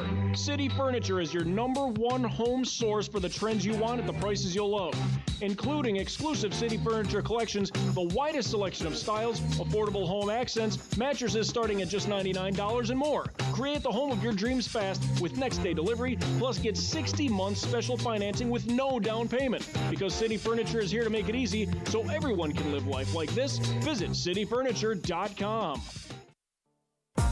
Hey everybody, it's Good Greek Moving and Storage, and for over 2 decades, they've been entrusted to handle all of your moving and storage needs. And now, Good Greek is the official mover of Inter Miami CF. And if Inter Miami trusts the Good Greek, you should too. For the best move ever, whether it's across town or across the country, go to GreekMoving.com. That's GreekMoving.com for Good Greek Moving and Storage, the official movers of your Inter Miami CF. Riddle me this, with all this sizzling meat and crunchy veggies nestled between toasty flatbread. Who should get credit for Papa John's new papadilla? The person who invented pizza or the person who invented folding? Well, whoever it is, a tip of the tongue hat to you, sir or madam. Get a new papadilla, 4 flavors, just $6 each. Better ingredients, better pizza, better than a sandwich. Papa John's. My daughter Brinley is here at St. Jude. Coming here was literally life or death, and it was so scary. But St. Jude is fighting for one goal, like this one mission, life. And that gave us hope. We haven't received a single bill from St. Jude, so I really can just focus on what's best for Brinley. Finding cures, saving children. Learn more at stjude.org. Keeping you informed in the world of sports.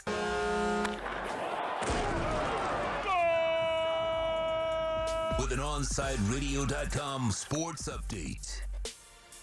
The NBA trade deadline has passed, and the Miami Heat were extremely active, having acquired Victor Oladipo from the Houston Rockets and Nemanja Bjelica from the Sacramento Kings. The Heat have put together a roster. The Heat need to have put together a roster on time for tonight's game as they host the Portland Trailblazers. Tip-off is at 7:30 at the AAA. The Florida Panthers look for some payback tonight against the Chicago Blackhawks after Florida lost in their matchup against them Tuesday night. The Cats are currently third in the Central Division and going into tonight's game 6 points behind the Lightning for the division lead. Puck drops at 8 p.m. In the NFL, former Dolphins running back Matt Breida has agreed to a one-year deal with the Buffalo Bills. Hometown big leaguer Gio Gonzalez announced his retirement from professional baseball. Gonzalez is trying to give it one last go in the majors after signing a minor league contract with the Miami Marlins. With the Onside Sports Update, I'm Alex Aguirre, and coming up next, it's more of Man of the Match with Alex Donno when Game Night with Michael Christian is right after at 6 p.m. You are listening to the only locally owned sports station in South Florida, OnsideRadio.com.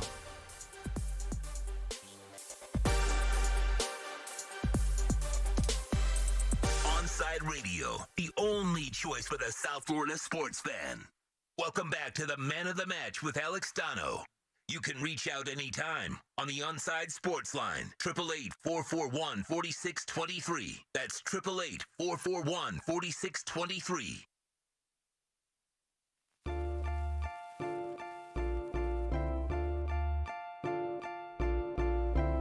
Yeah, the moves the Heat made in the summer, well, not even the summer. Like, I'm all thrown off. It was like in the fall.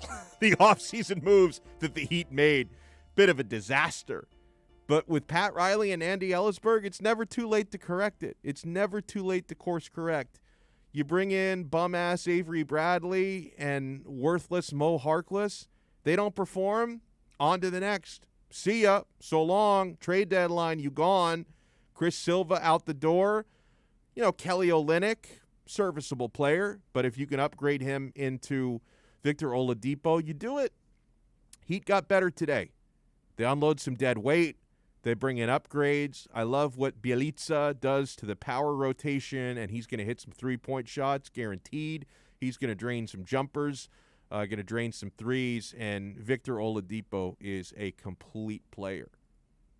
What he's going to give you on the defensive end, priceless. And threes as well. And I'm sure that Spo is going to help fine-tune that shot of his. The sky is the limit for this deal. And he's only 28 years old, Victor Oladipo. You know, you didn't even go out and get 35-year-old Kyle Lowry. So, you know, those of you who are ageists and thought, 35-year-old, I don't want him here. I would have loved to have Kyle Lowry here. Kyle Lowry, by the way, is staying in Toronto, which really means Tampa, because that's where they're playing this year. But the Raptors decided not to make a deal. They had offers coming in earlier today from Philly, Miami, and Los Angeles. Philly dropped out of the race about 1 o'clock today, and then it came down between Miami and the Lakers. And Toronto around 2:45 told them, according to Brian Windhorst, all right, guys, it's go time, last call. Give me your best offer. We'll decide from there. Earlier in the 2 o'clock hour, according to Ethan Skolnick of 5 Reasons Sports, I initially didn't believe this report. It's not that I didn't believe Ethan. I just didn't believe the actual statement. I know he got it from somewhere, but I initially didn't believe this where, he reported that Toronto was telling the Heat and the Lakers that, guys, if we don't get the offer that we want, which for the Heat would have had to have included Tyler Hero, which I'm glad the Heat didn't part with. But, guys, if we don't get the offer we want, we're going to keep him to free agency. We're not going to make any deal just for the sake of making a deal. We're going to keep him until free agency if we don't get the offer we like. When I heard that report, I thought it was a bluff. I really did. I thought that was a bluff because, why would you punish yourself by taking Lowry to free agency and losing him for nothing anyway when you could get something today? So I thought that report was a total bluff from Toronto's side, but I will never question Ethan Skolnick's sources. I would never question his reporting. I just questioned the information because I thought that was Toronto bluffing. But I no longer question the information that Ethan Skolnick gets. I thought that was turned out to be dead on, man. Dead on. We see what the if Aldridge is signed, who gets the last roster spot? Yeah, there's another roster spot still open. Well, technically, you don't have to fill that spot out. Right, I'm you don't. Just saying, you don't. Like I think the max is 15, but the minimum you can have is 13 or something like that. So you can have one spot available, and still though, like maybe they give Strus more minutes. Vincent, I don't know. Like I feel like if they get Aldridge, the Heat are not Spoelstra's gonna have a hard time distributing minutes. I think. Yeah. Because Precious, he's kind of streaky with how he gives minutes for the locks for sure, and the power rotation. Precious is just so green. He just needs so much more seasoning. He's very raw talent. I mean, an elegant shot blocker, but every other part of his game needs rounding out. And they have wings that play power forward as well now with Iguodala and Ariza. So I'd really like how this rotation is setting up now for that playoff push. Because if I were the Heat and Spoelstra, I want to lock that number 4 seed ASAP, because at least the Heat have home court. Because the first three seeds, I don't see the Heat catching up to that, but they can lock in that 4 seed. I think the 4th through the 10th are separated by 2 games, something crazy like that. So it's anybody's game still for that 4th spot. Rafa in Miami writes, Olynyk to me ended up being a better player than I thought he was when originally signed. Well, and you know what? I firmly believe the Heat made him better. The same way I think Victor Oladipo is going to end up playing the best basketball of his career in a Miami Heat jersey. Jimmy Butler right now is playing the best basketball of his career in a Miami Heat jersey. This is not a coincidence. When the Heat do this with people, they come here and they get better because of the chemistry, because of the culture, because of the coaching, because of the leadership in the organization on down to the locker room. People come to Miami and they play the best basketball of their career. So it would not surprise me whatsoever if Kelly Olynyk ends up diminishing in Houston. Now, being around a crappy team is not going to help his cause there at all. But we're going to be looking back and saying, hey, you remember when Kelly, in a couple of years when he's a bum, you're going to say, hey, do you remember a couple of years ago when Kelly Olynyk was decent with Miami? You look at a lot of players that way. And on that note, I heard Alex mention, more minutes for Max Strus. I think Eric Spoelstra and company are going to make Max Strus into a consistently good contributor, right? I mean, we know he's capable of getting hot and hitting a ton of threes. The Strus is loose. Yeah. We know he can have those nights. And in a Miami Heat uniform, I trust that they're going to be able to make Max Strus a consistent player. And they still have other shooters. We didn't end up having to deal away Duncan. We didn't end up having to deal away Tyler. Although neither of them are really shooting that great lately. They need to pick it up. But I think Max Strus is going to get himself some more minutes, and he's going to prove his worth here, because something about this Heat organization that I praise them for is they always find a way to bring out the absolute best in players. And it's no coincidence that a lot of players are not what they were either after they leave the Heat or before they get here. I think we're going to see some of Victor Oladipo's best while he's in a Miami Heat uniform. And don't be surprised if we start to see more from Max Strus. Oh, my God, I got to check on this. Bromar Smelly says 12 more women just came out against Deshaun Watson. Is that real, Alex? Woo. Hold on, I'm gonna see. You check Twitter. I'm gonna check Google. I don't see anything on ProFootballTalk.com. But wow, at some point, I think part of Deshaun Watson's defense, and they're already starting to do this, right? Because when his lawyer, Rusty Hardin, talked about him being blackmailed by one of those accusers, that, you know, she threatened to blackmail me, she wanted a settlement, but then it's like they also admitted, yeah, they had consensual sex, but it's like, wait, hold on. In what world is it normal to have even consensual sex with a massage therapist? Like, there's something off here. At some point, I think in his defense, they're going to have to admit that this is my opinion, of course. I think at some point in his defense, they are going to have to admit that they were trying to solicit prostitution.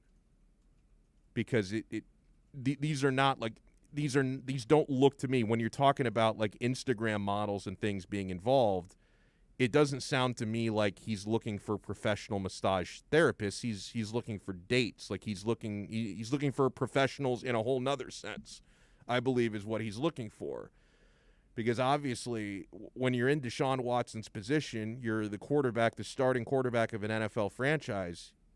If you've got a sore back and you need a massage, you can get someone from the team to work on you. You don't have to be sliding into Instagram DMs to find a massage therapist. So he's going to have to admit, or his defense is going to have to admit, because obviously what they're being accused of is not solicitation. He's being accused of sexual assault, which is very, very serious, right?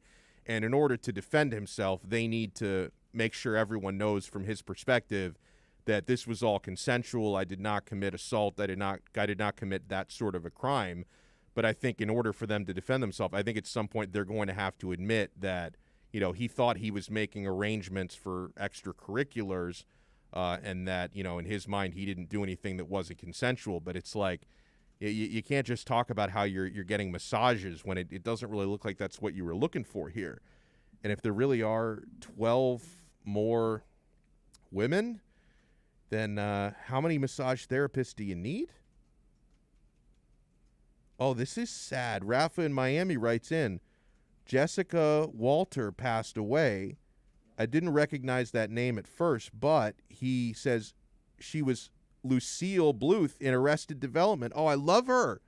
And I love that show. Oh, my God, that's terrible. Oh, rest in peace, Jessica Walter. Lucille Bluth is so funny. Her and Buster, that relationship. Oh, my God, that was great. And her and what was the other Lucille? Lucille 2. That's such a good show. Oh, man, rest in peace, Jessica Walter. Great comedic actress. I'm so sorry to hear that. So sorry to hear that. 844-416-8123. That's 844-416-8123. I feel so bad the whole time. We've had a busy show today with trade deadline, and we've had 3 guests already. I wasn't on the text line. Here we go. I'm on the text line now. Great job by Riley, standing firm, not letting go of Hero. That's from our guy Ray. I love it. Marla texts in, Butler's playing well, but his habit of disappearing for personal reasons hasn't changed at all. I saw he's questionable tonight with a stomach bug. Now, I'm expecting him to play. But if he ends up sitting out of the game when, I guess most of the players the Heat gave up don't play anyway. But you're down Kelly Olynyk tonight because you traded him away, and the new arrivals are not going to be in the team yet. But like, bro, if Jimmy Butler ends up sitting out for a stomach bug, Michael Jordan played through the flu. Suck it up, bro. Like, if you don't have, obviously he doesn't have COVID, so he doesn't have to sit out. I'm not expecting him to sit out with a stomach bug. I still have to ask Aguirre, what the hell happened with Gio Gonzalez? We're going to get to that on the other side because I'm running out of time here. We'll get to that when we come back. Hey, Miami Dolphins fans can always count on the best coverage at OnSideRadio.com. Every week, keep up with your favorite team as Dolphins writer Omar Kelly joins us with exclusive reports and when news breaks. Catch the EJDConstruction.com Miami Dolphins report on the home for Dolphins fans everywhere, OnSideRadio.com. We'll be right back to the Man of the Match with Alex Donno. You can join us on the Onside Sports Line, 888-441-4623. That's 888-441-4623.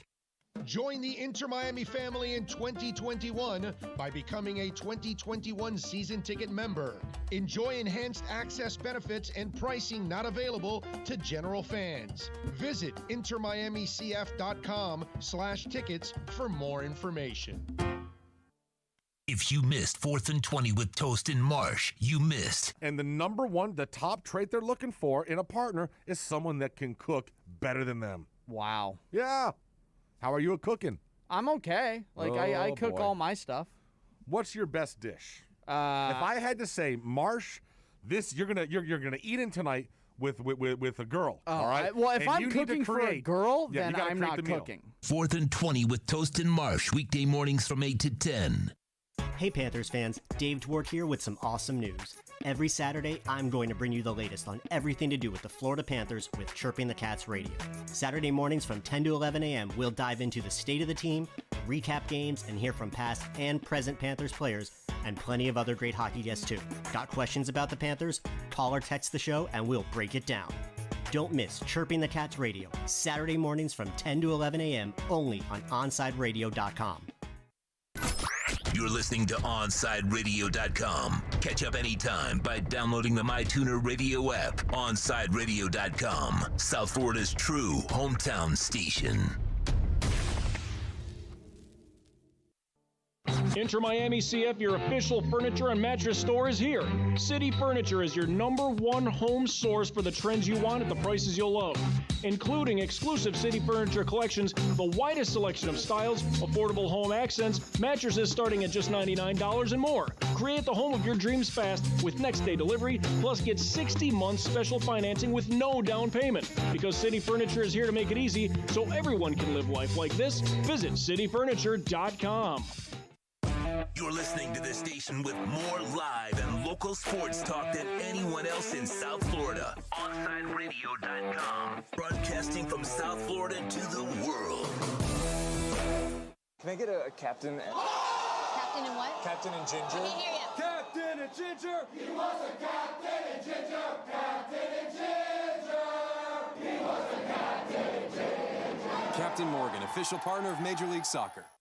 Welcome back to the Man of the Match with Alex Donno. You can reach out anytime on the Onside Sports Line, 888-441-4623. That's 888-441-4623.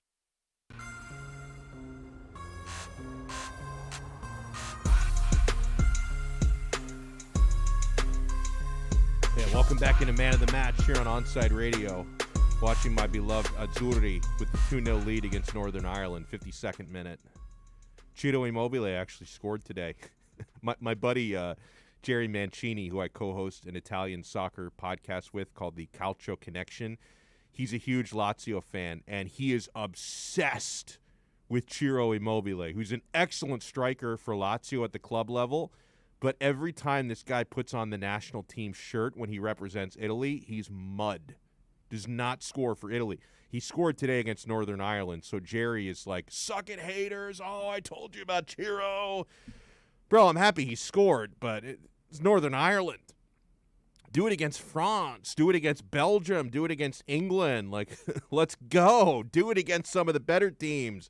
Spain, Portugal, score against teams that are really good. No disrespect to Northern Ireland, but they're not exactly one of the heavy players in Europe right now.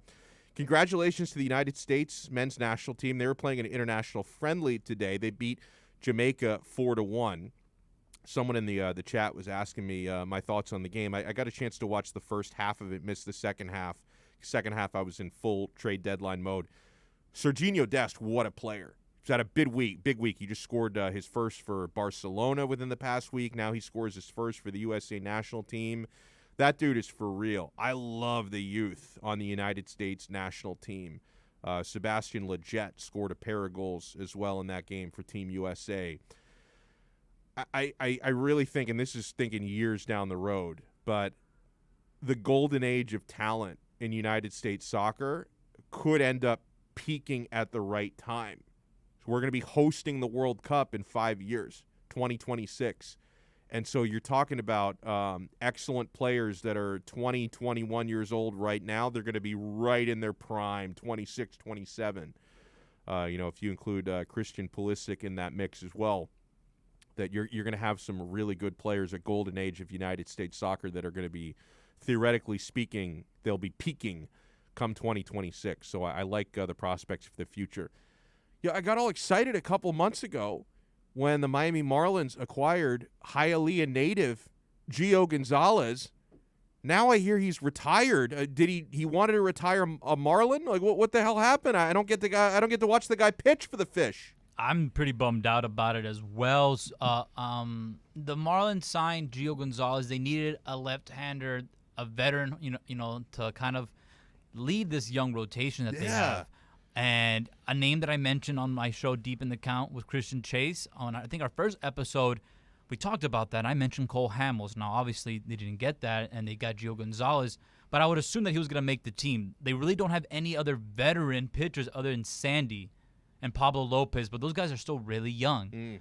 But those are the guys who have the most experience now in the starting rotation, like major league experience.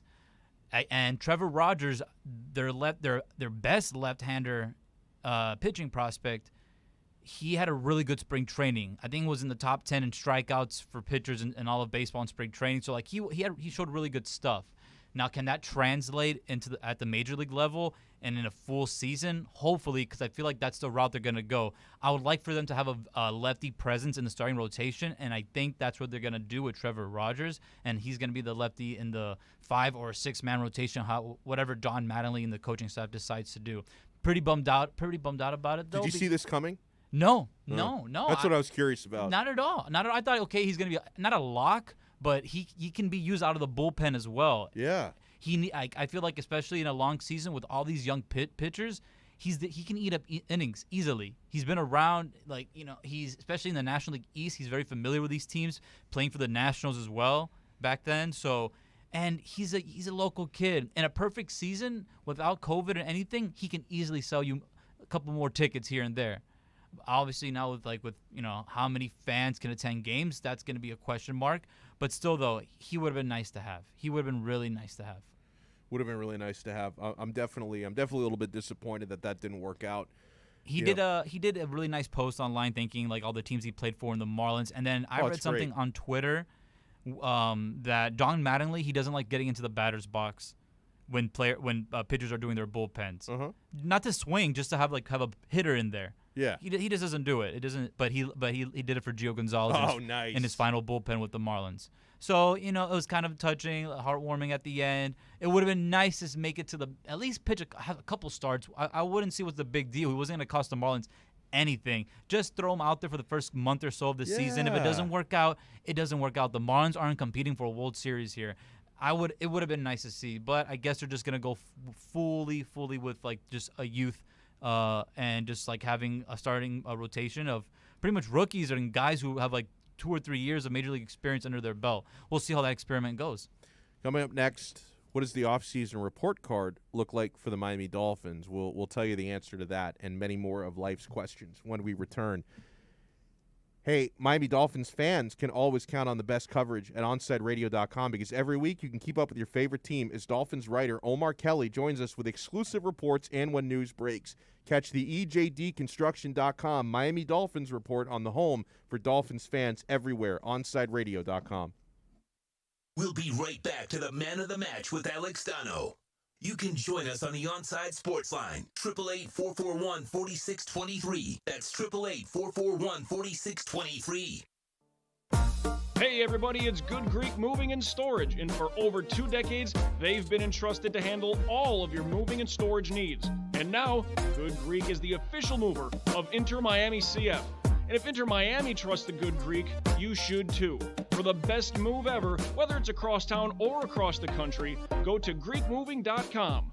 That's GreekMoving.com for Good Greek Moving and Storage, the official movers of your Inter Miami CF. Miami Dolphins fans can always count on the best coverage at OnsideRadio.com. Every week, keep up with your favorite team as Dolphins writer Omar Kelly joins us with exclusive reports. And when news breaks, catch the EJDConstruction.com Miami Dolphins report on the home for Dolphins fans everywhere, OnsideRadio.com.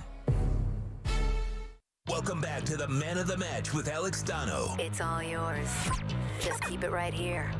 You can reach out anytime on the Onside Sports Line, 888-441-4623. That's 888-441-4623. Yeah, 5 o'clock hour of Man of the Match with Alex Donno. Oh, I'm Alex Donno, and I'm with you guys here on OnsideRadio.com.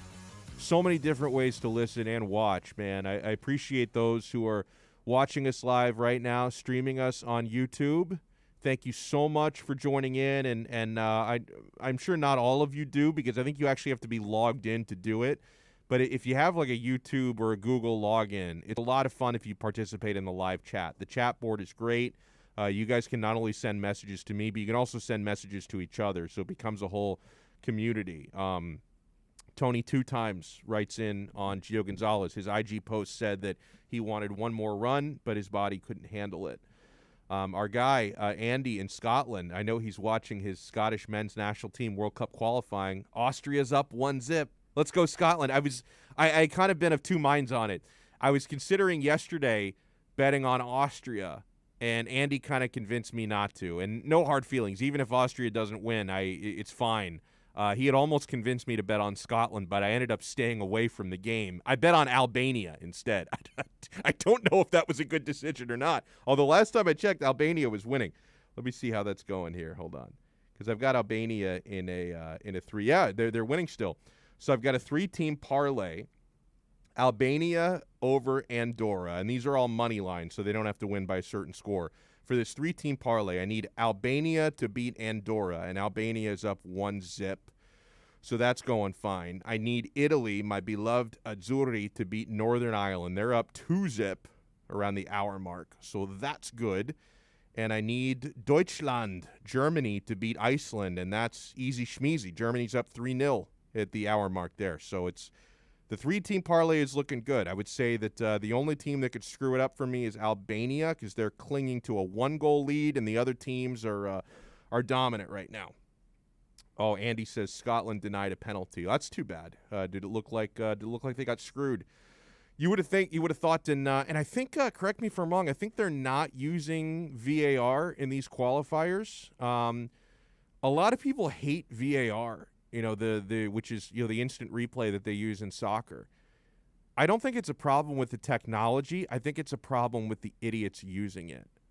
For some reason, soccer referees, because the referee has to choose whether or not he's actually going to check the VAR, and a lot of these referees are such prideful D-bags that if they're convinced they made the right call and they're like insulted by a player protesting, they'll refuse to check it.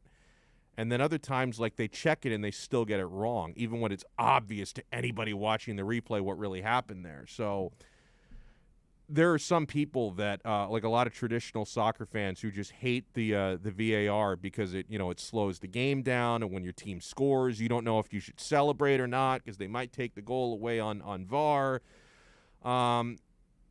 I think technology is better. If you have the capabilities of using it, I always think it's better to take advantage of it than to ignore it. Like, I think it'd be really stupid if in 2021 we're still going by judgment calls on the field when you have technology that can correct bad decisions. You just need more capable officials, and you need a better criteria of how they have to use it. I don't think it's a problem with the technology. I think it's a problem with the people who are using it. Bromar Smelly asks if I invest. Alex loves the name Bromar Smelly. I don't know if Omar Kelly likes that there's a Bromar Smelly out there, but he's one of my favorite guys in the live chat. I don't know if we should ask him tomorrow. He'll probably laugh it off. It's probably somebody he's already blocked on Twitter. Knowing Omar, probably. Bromar Smelly probably has a Twitter account, and he tweeted Omar, and Omar blocked him. I guarantee that's going on. He asks me if I invest in crypto or stocks. I do invest in crypto. I got into it obviously a little bit late because people who have been into Bitcoin for years are very wealthy, and I'm not very wealthy. I started to get into it in January, and I've seen a couple of big gains. I've seen a couple of big losses since then, but I like crypto a lot. I have some Bitcoin. I've got a little bit of Ethereum. I've got a little bit of Cardano. I'm not quite as deep into crypto as Big O because he is obsessed with crypto, but I check the Bitcoin prices like 30 times a day, man. As far as the stock market goes, I've historically sucked at it. I did the thing, and I probably gave up on some of them too quickly, but a few months back, you remember there was like a big craze. Everybody was buying weed stocks. So I bought a bunch of those weed stocks, and like I know some people who made a lot of money because there was like a boom of the legal marijuana stocks.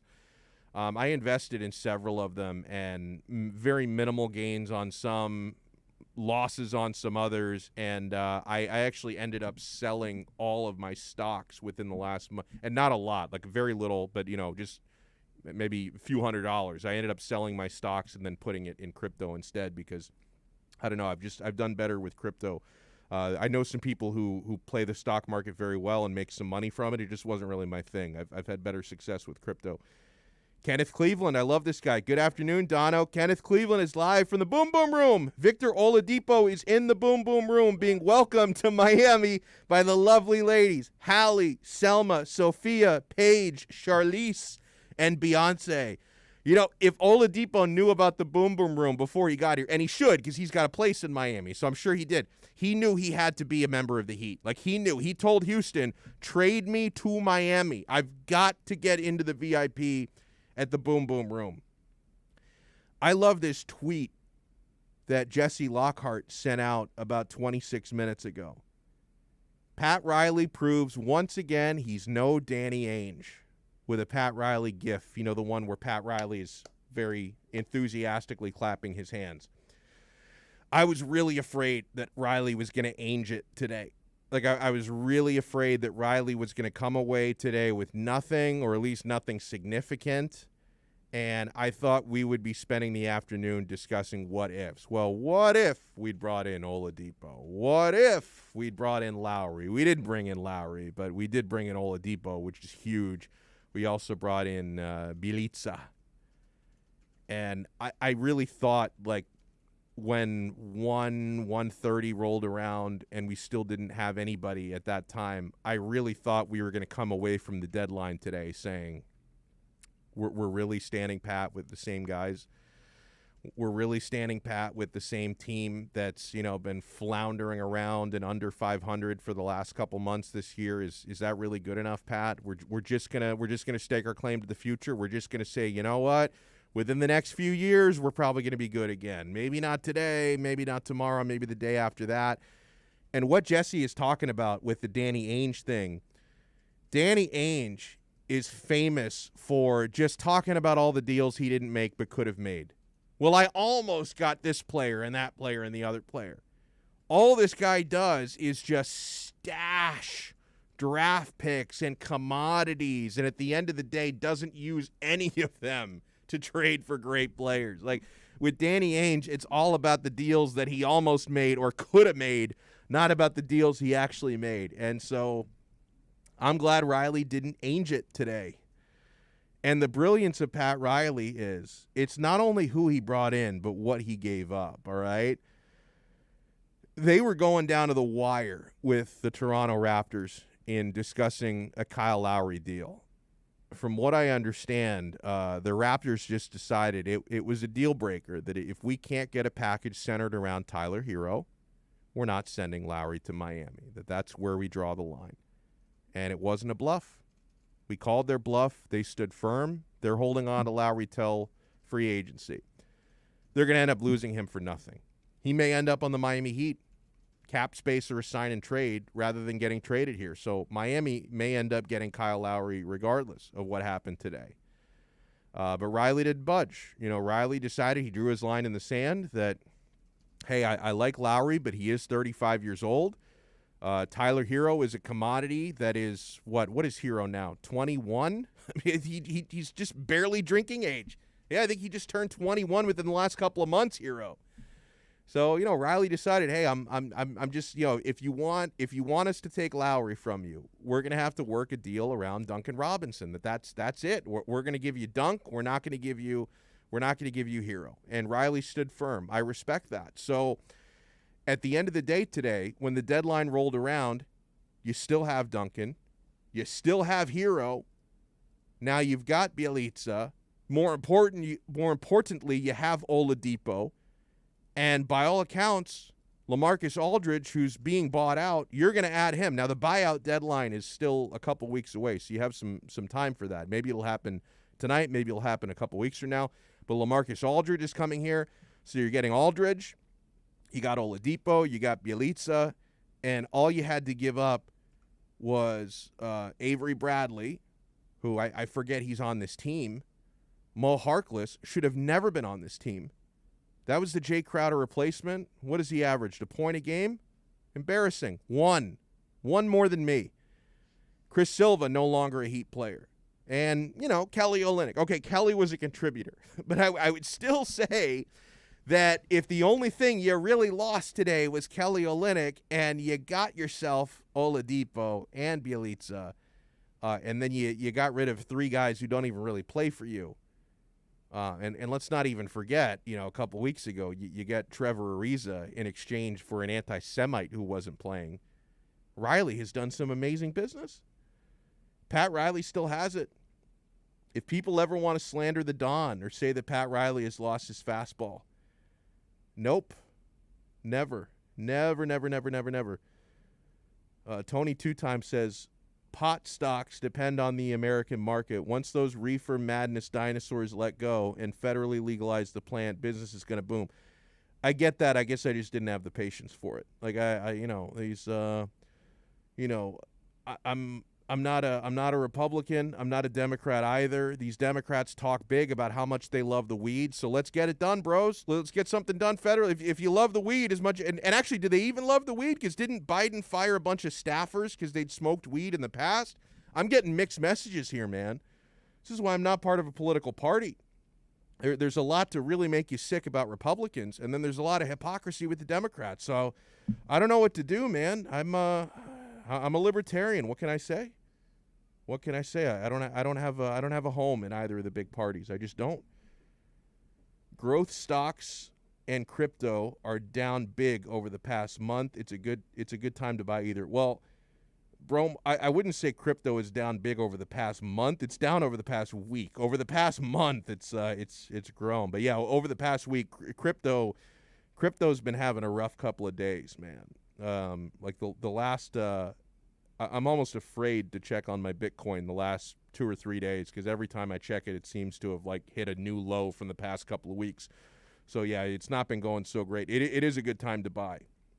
The problem is a lot of people already blew their stimulus on it like a week ago. I had to buy a dishwasher with my stimulus. It was the biggest pain in the ass.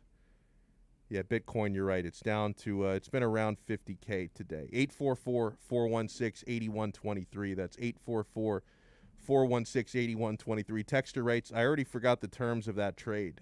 Which trade? Are you talking about the Oladipo trade? We gave up Kelly Olynyk and Avery Bradley for, and also a draft pick swap, right? I keep forgetting about that. 2022 second round, I think, draft swap. Well, that's huge. Second round draft swap. Oh my God. Yeah, and Pat Riley doesn't believe. I like how Pat Riley went back to his old school ways of just forget about the young talent. We got some young players here. Let's keep that, but we don't have to consistently go the younger route. Let's get rid of those draft picks and let's get those veterans. He does better with veterans anyway. He does, absolutely. That's always been the Riley way. By the way, I hope I'm not saying this too prematurely because there's still 20 minutes left in the game, but I respect the hell out of the brave souls from San Marino. Are you familiar with San Marino, Alex? Or are you familiar with that country? No. So it's within Italy. It's surrounded by Italy, but it's an independent nation of 33,600 people. Wow. So I never knew about that. That's like Pinecrest. 33,600 people live in this country, and they're playing in a World Cup qualifying game. They're not going to qualify for the World Cup. They're going to get smashed by everybody. But I see San Marino last night. I look at the betting line. San Marino against England. You are aware of the soccer history of England. Like they are considered a powerhouse historically in that sport. San Marino against England, 7-goal underdog. San Marino +7 against England. San Marino, by the way, I've seen them play before. It's, pack the box and pray because there's 33,000 people in that entire country. They don't belong on the same pitch as England, okay? But when I see they're a 7-goal underdog, my radar goes up. So I'm all in on San Marino +7. And my logic was, okay, there are 33,600 people in that country. I only need 11 of them today. Like out of nearly 34,000, all I need is the best 11 people from that country to hold England under 7 goals. And again, there's still about 20 minutes left in the game. But they might do it. 4-0 England. England up 4-0. Raheem Sterling has scored a brace, I believe, in this game. 31st and 53rd minute. But England are up 4-0 against San Marino with about 20 minutes to go in this game. 72nd minute they're in. So if England wins 6-0, 5-0, or 4-0, I'm good. If they win 7-0, I push. If they win 8-0, my kid's not going to college. All right? But if San Marino can hold on to cover, what a tremendous underdog story this is going to be. I'm rooting for them. I've driven through San Marino before. It seems like a lovely, lovely spot. Great country. Probably good food, although I didn't stop to eat, so I can't verify that. But it's within Italy, so I'm sure the food there is excellent. 844-416-8123. We'll get to the Miami Dolphins offseason grades when we come back. Hey, start your morning every day at 8 a.m. with 4th and 20 with Toast and Marsh. The boys cover all the local sports stories while providing some great Miami Hurricanes insight. So download, subscribe, rate, and review the podcast. 4th and 20, 8 to 10 a.m. only at OnSideRadio.com. We'll be right back to the Man of the Match with Alex Donno.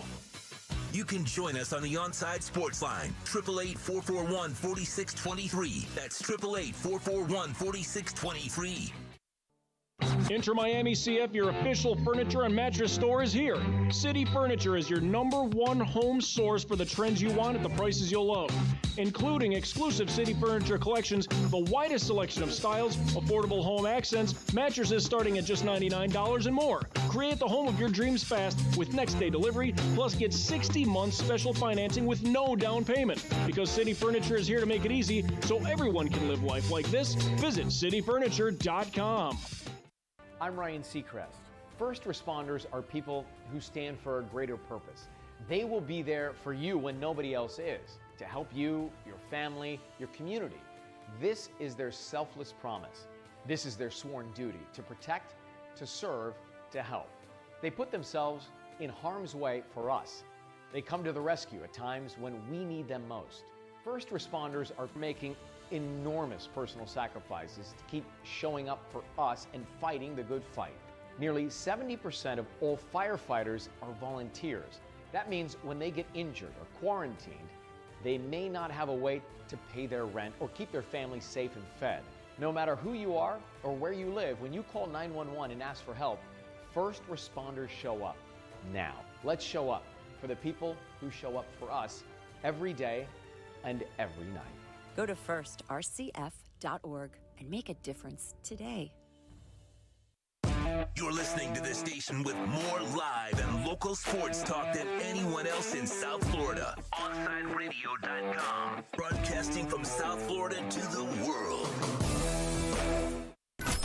You're listening to OnSideRadio.com. Catch up anytime by downloading the MyTuner Radio app. OnSideRadio.com. South Florida's true hometown station.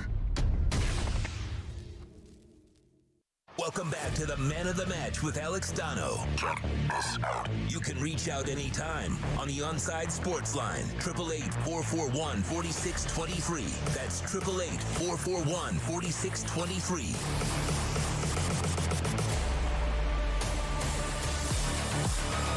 Hey, remember, at 6 o'clock tonight, we're going to hand things off to Michael Christian, who hosts Game Night 6 to 7 o'clock every single weeknight here at OnSideRadio.com. tonight, I guess right after the Heat game ends, so probably around 10:30, I'm going to be on Hangover Time with Alf. Alphonse Sidney. He hosts Hangover Time, which is the Heat postgame show for Miami Heat Beat. Tito and I are going to be on with Alf tonight, and it's. I think we're going to do a little bit of drinking on the show. So if I'm hungover tomorrow, you guys will have to understand. And I don't know how long. I think Hangover Time is like an hour and a half long thing. If that goes till midnight, I'm going to be passed out. Like, you're going to want to watch me tonight, live, because around 11:30, I'm going to start to get the heavy eyes. Because I do a lot of podcasting at night. 1 or 2 nights a week. I do my my soccer pod, the Calcio Connection, where we talk Italian soccer. Jerry Mancini and I, and oftentimes we'll tape starting, or we'll do live ones too. Sometimes we'll start around 8:45 p.m. and sometimes we go till like 10.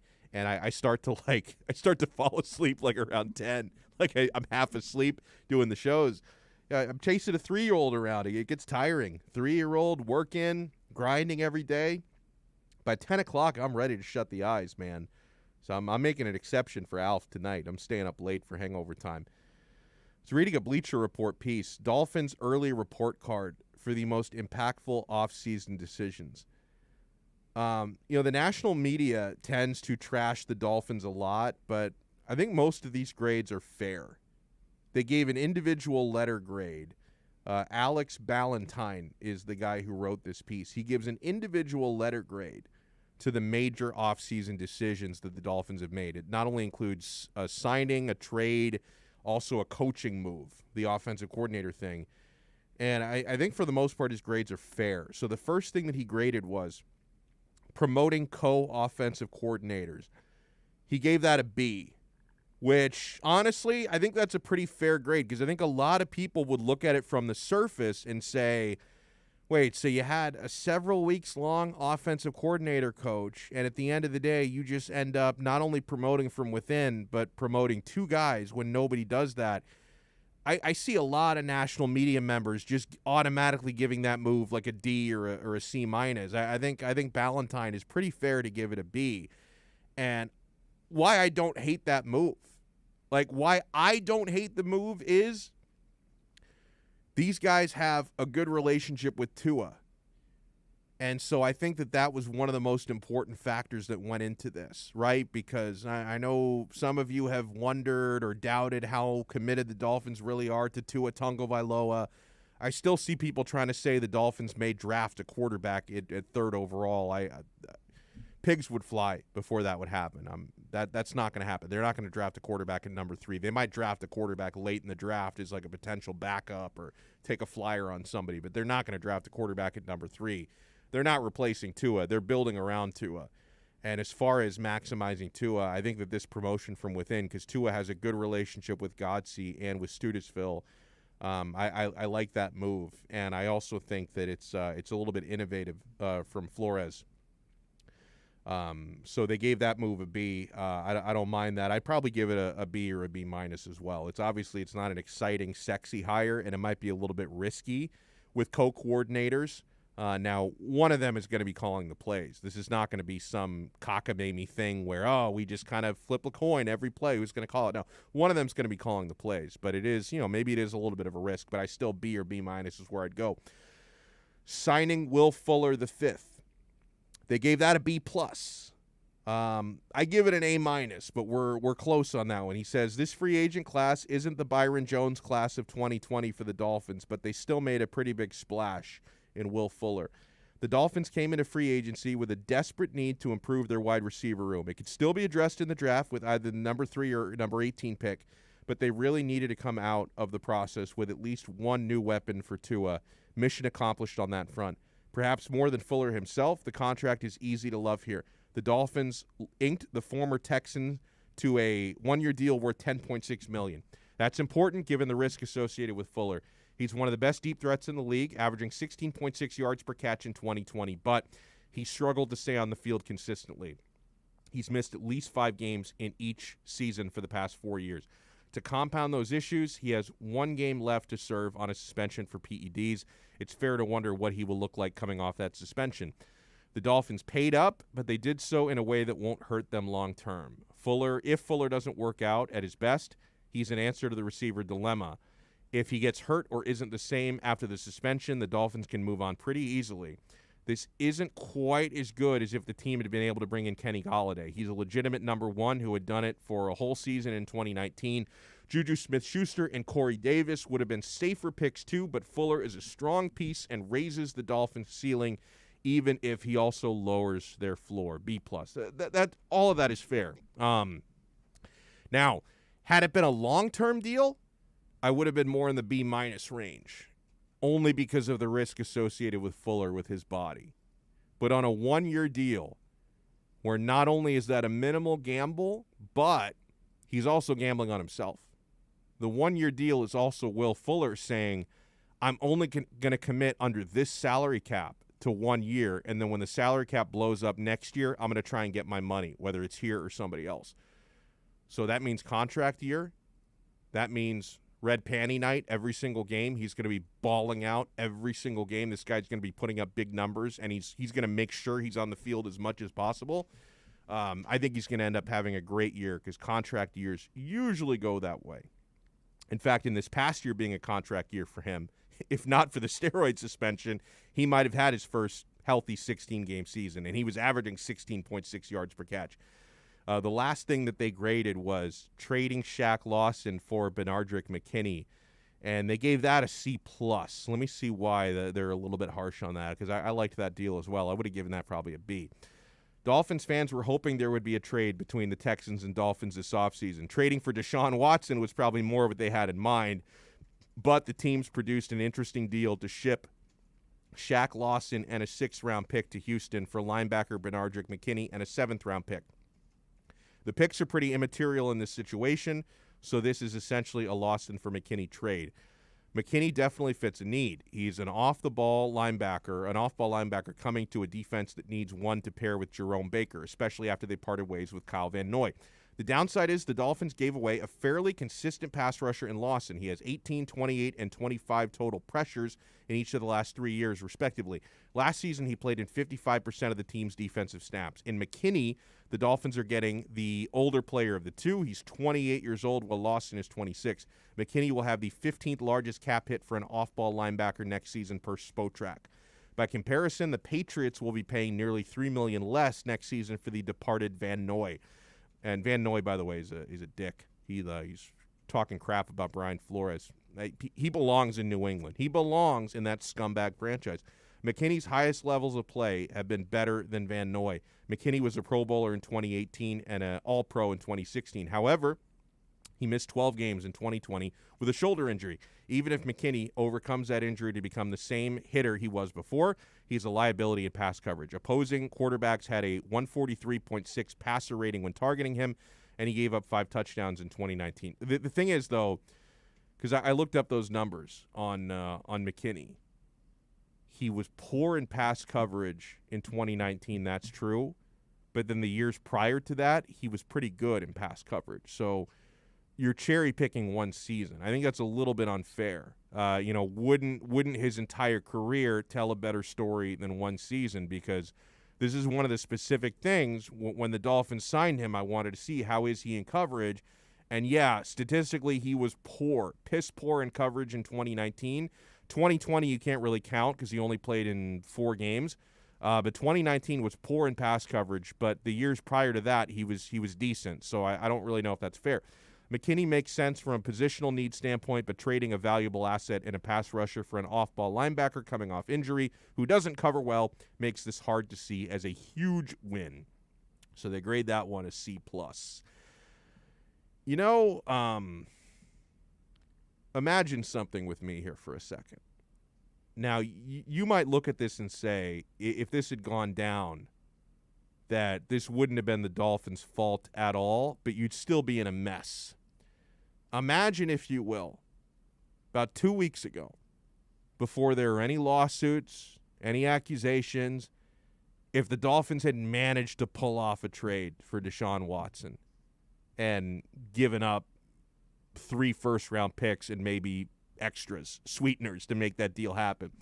Can you imagine the storm of garbage we would be dealing with down here And I don't even I saying that. I don't want to make it sound like I'm trivializing the alleged victims. Like I know it's selfish of me to look at it from a football standpoint. Okay, so I am aware of that. I don't want to sound like I'm a hypocrite in any way. But can you imagine from a Dolphin fan standpoint or a Dolphin front office standpoint? A couple weeks ago, before any of the allegations surfaced, they actually, and you know what? Houston is probably kicking themselves for not listening to offers, right? A couple weeks ago, imagine you dealt 3 first-round picks and maybe some extras to Houston for Deshaun Watson, and then a few days later, pow, you've got a dozen, 2 dozen, maybe soon 3 dozen lawsuits alleging sexual assault against Deshaun Watson. Can you imagine that if he had been moved? Because, I can't say for sure that he's guilty or not guilty. I'm going to watch this play out. But I can tell you, it's looking unlikely to me that he plays, at least not a full season in 2021. Maybe by 2022, everything is sorted out. Either he settles or he wins all the lawsuits.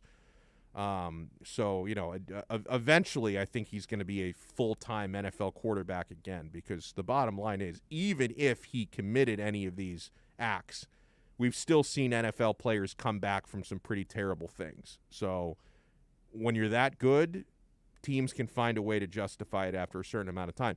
But as far as 2021 goes, I don't know if I'm expecting him to play at all. I mean, and remember, for the NFL to suspend players, you don't have to be convicted of a crime to get suspended. The NFL does their own independent investigation. If they decide they don't like something that they see when they do some digging here, as they're investigating right now, if when they're doing this digging, they find some things they don't like about these Deshaun Watson allegations, they could end up suspending him for 2, 4, 6, an entire season of games, depending on how much they find. He's pretty toxic right now. I mean, could you imagine? And it's not just the Dolphins. I mean, we know the Carolina Panthers were really interested. San Francisco 49ers, New York Jets may or may not have been really interested. Can you imagine if one of those teams had acquired Deshaun Watson and then a few days later the lawsuits start, the allegations start piling up?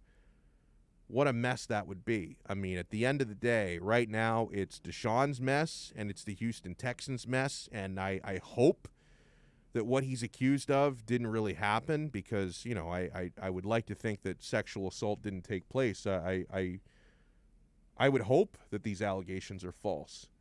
But when you have this many allegations, it starts to look really bad for you. It's really not looking good right now for Deshaun Watson. And can you imagine if somebody had acquired him? Oh, man, Alex, 5-0 England in the 90th minute. We might just pull this off. I need to lose by 6 or less.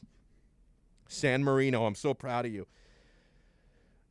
If San Marino can win this game, I'm going to drape myself in their flag. I've got to find out what their flag looks like, but tomorrow I'm going to drape myself. It looks blue and white, the San Marino flag, with some kind of a pattern in the middle.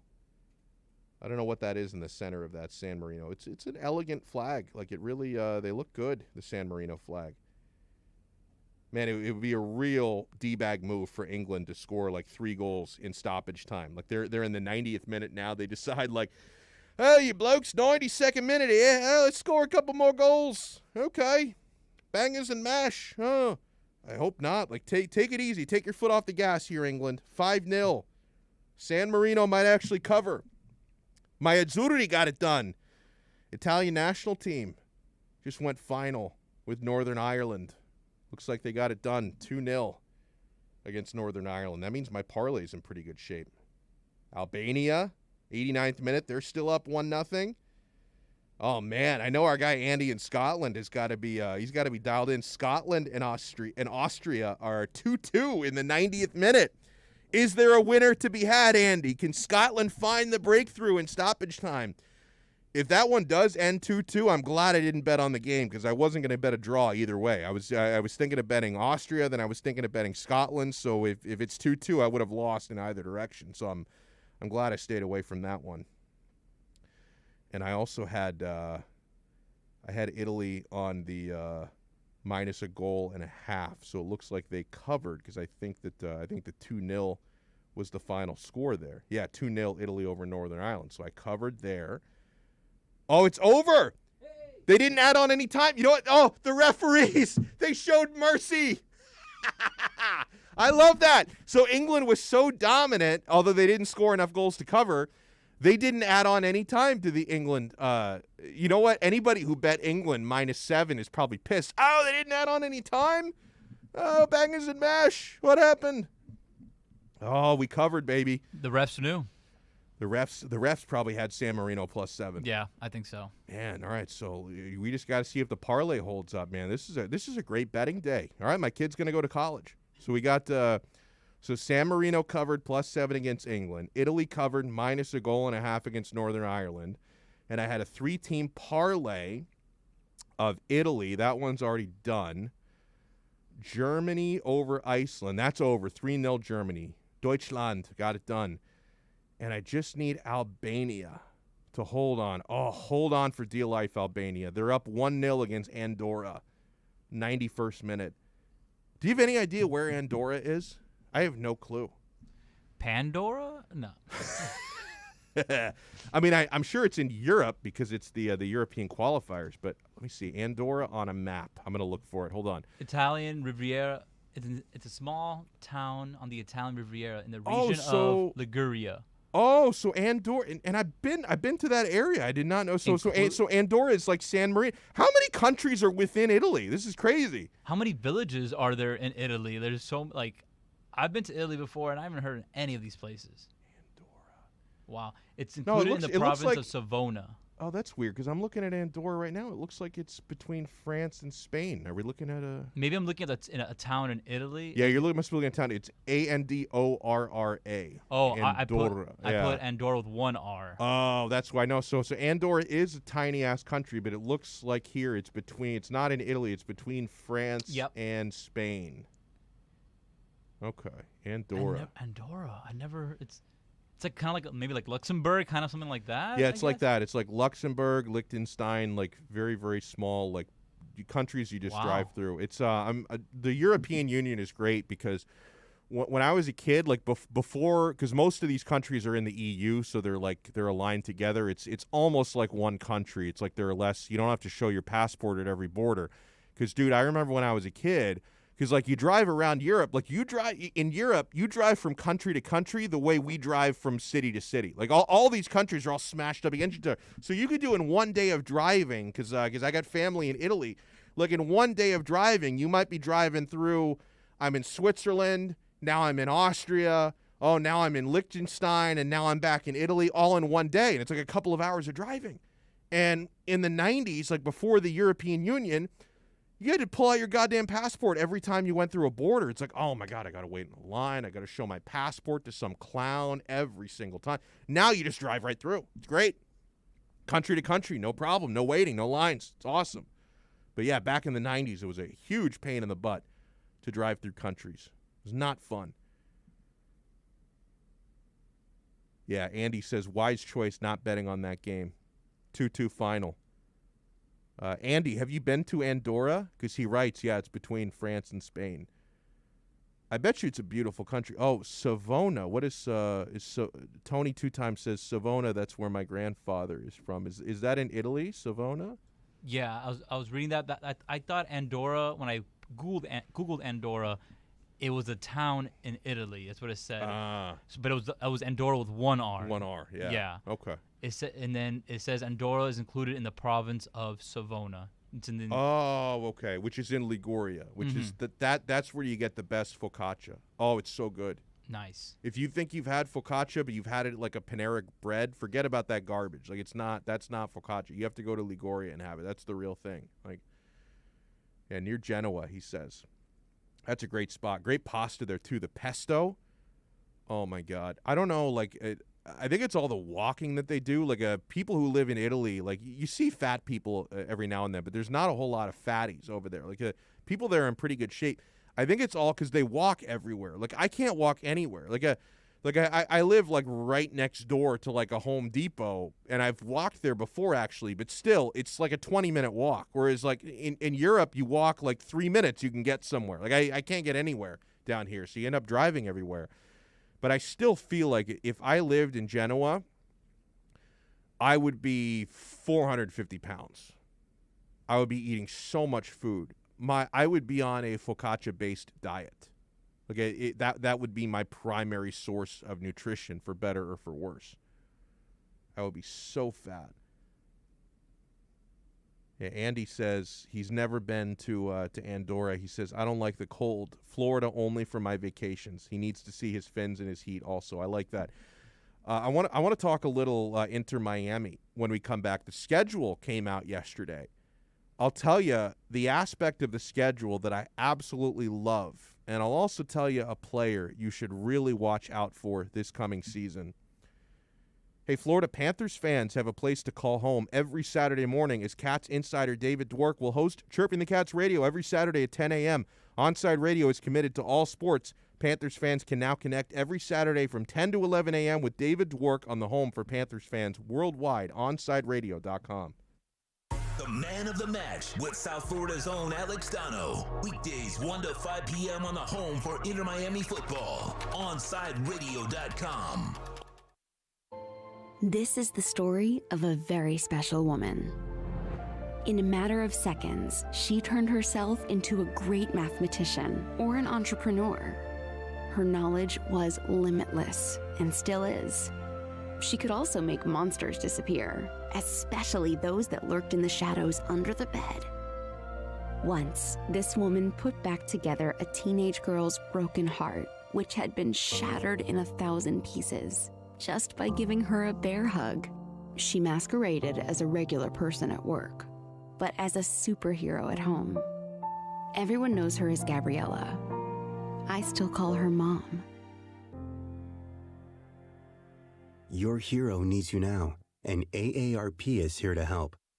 Find the care guides you need to help, complete with tips and resources at aarp.org/caregiving. A public service announcement brought to you by AARP and the Ad Council. Hey, hon, what you doing with your phone? Taking pictures? No, I'm asking it questions.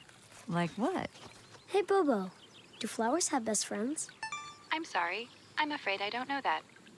Hey, follow me. I want to show you something. Look, flowers do have best friends. Whoa. Some answers can only be found in nature. Discover the unsearchable. Visit discovertheforest.org to find a trail near you. Brought to you by the United States Forest Service and the Ad Council.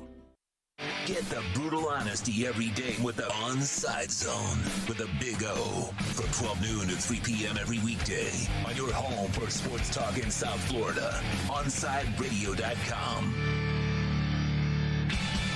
You're listening to the only sports station in South Florida that likes to take your calls. 888-441-4623.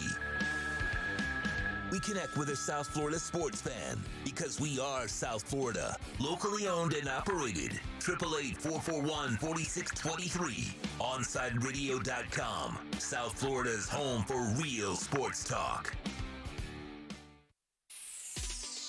Look out, world, we're getting strong. The future's here and we belong. She can STEM, she can do more. Like build a rocket and watch it soar. Or clean the oceans and make the world a better place. Oh, she can STEM, so can you. Find a cure, invent something new. There's no challenge in the world that she can't face. She can STEM. Learn more at She Can STEM. A message brought to you by the Ad Council. Keeping you informed in the world of sports.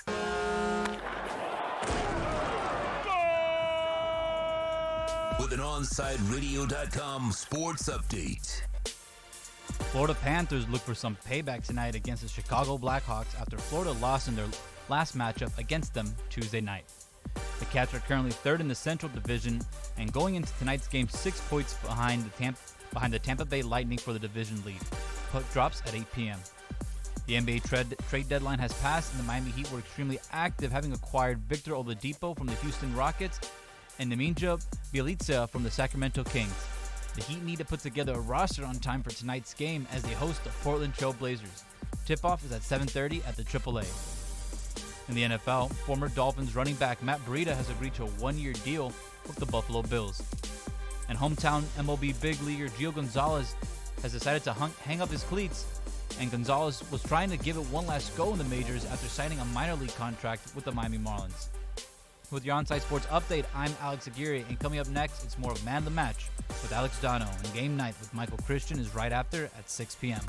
You are listening to the only locally owned sports station in South Florida, OnSiteRadio.com.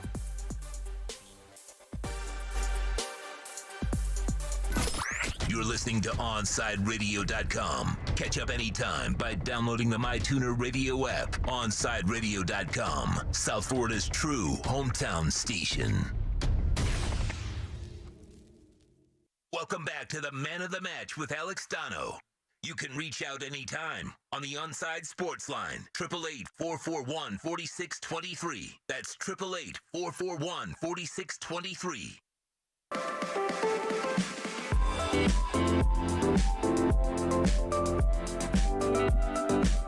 The regular season schedule for Inter Miami dropped. The full schedule. We knew about the opener. We knew about the first couple of games. But yesterday, the full schedule dropped. And, of course, you can remember 34 games, I believe. And that's not even including U.S. Open Cup. 34 games this season. You're going to be able to hear them all right here on Onside Radio. So do not forget about that. Chris Whittingham, Thomas Rongen, Fernando Fiore, Presidente will have the call. Big O and I, along with Fernando, host pregame, halftime, postgame report. So it's going to be great. April 18th is when it all gets started. That's a Sunday against LA Galaxy. That'll be a 3 p.m. game. So afternoon, matinee affair. It's going to be on ABC. That's really big. Of course, we encourage you to listen to our broadcast, but television-wise, it's pretty massive. ABC to open up the season. You remember LA Galaxy. That was the team we were supposed to play for the home opener last year, and then the season got halted for COVID 3 days before the home opener. You know, and obviously a pandemic was much bigger than anything going on in sports at that time, but terrible luck, right? Because, you know, Inter Miami had played their first 2 games on the road because they needed just a couple of extra weeks to make sure the stadium here was all ready.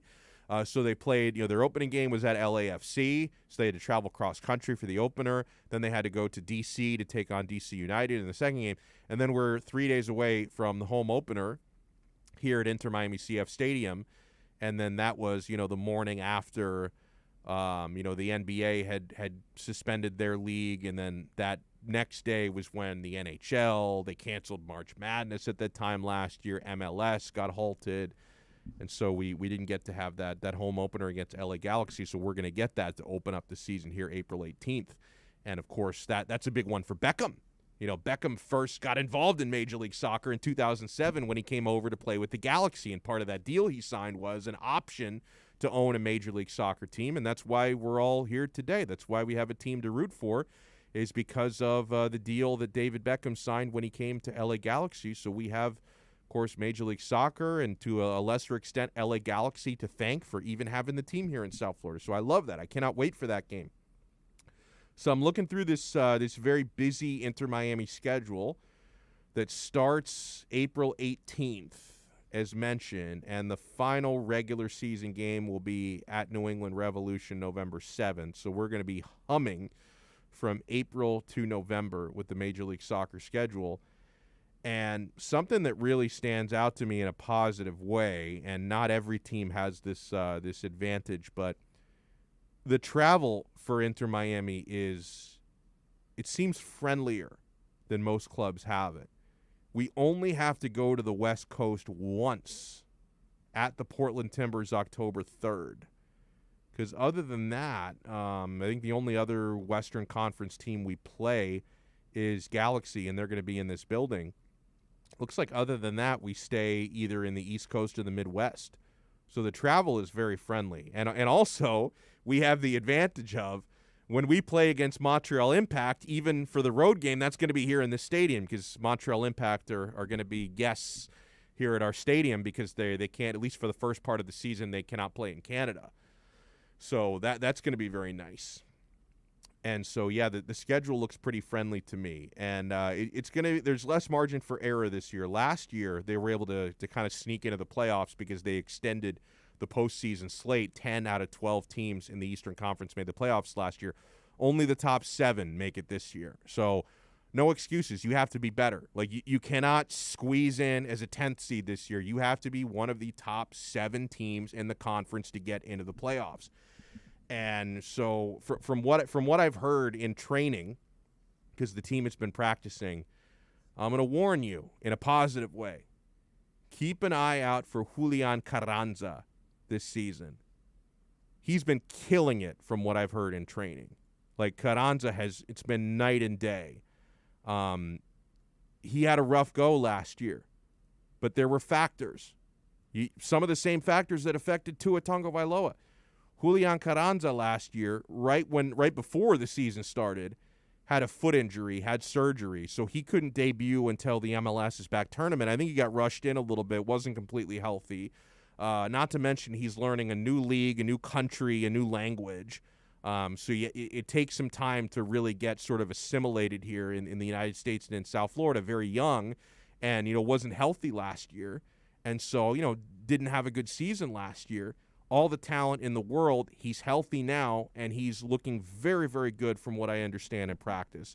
So this could end up being an awesome, awesome year for Julian Carranza, and I'm really looking forward to seeing the step that he's going to take in his second season in an Inter Miami CF shirt, because supposedly he's looking really, really good, man. So I cannot wait for that. When we come back, we'll crosstalk it with Michael Christian. You're listening to the only locally owned sports station in South Florida. We are OnSideRadio.com. The man of the match with South Florida's own Alex Donno. Weekdays 1 to 5 p.m. on the home for Inter Miami football. OnSideRadio.com. Look out, world, we're getting strong. The future's here and we belong. She can STEM, she can do more. Like build a rocket and watch it soar. Or clean the oceans and make the world a better place. Oh, she can STEM, so can you. Find a cure, invent something new. There's no challenge in the world that she can't face. She can STEM. Learn more at She Can STEM. A message brought to you by the Ad Council. Ashiro's work is never done. You care for the house, the kids, and our future. We're so grateful for all you do. Now it's time to care for yourself and save a little more for retirement. A free 3-minute online chat can give you the personalized tips you need to boost your retirement savings now. Visit aceyourretirement.org today. A public service announcement brought to you by AARP and the Ad Council. Parents, we know we can't protect our kids from everything. Eventually, they're going to bump their heads or scrape their knees. But we can protect them from 6 types of cancer. HPV, or human papillomavirus, is a common, preventable virus that can cause cancer later in life.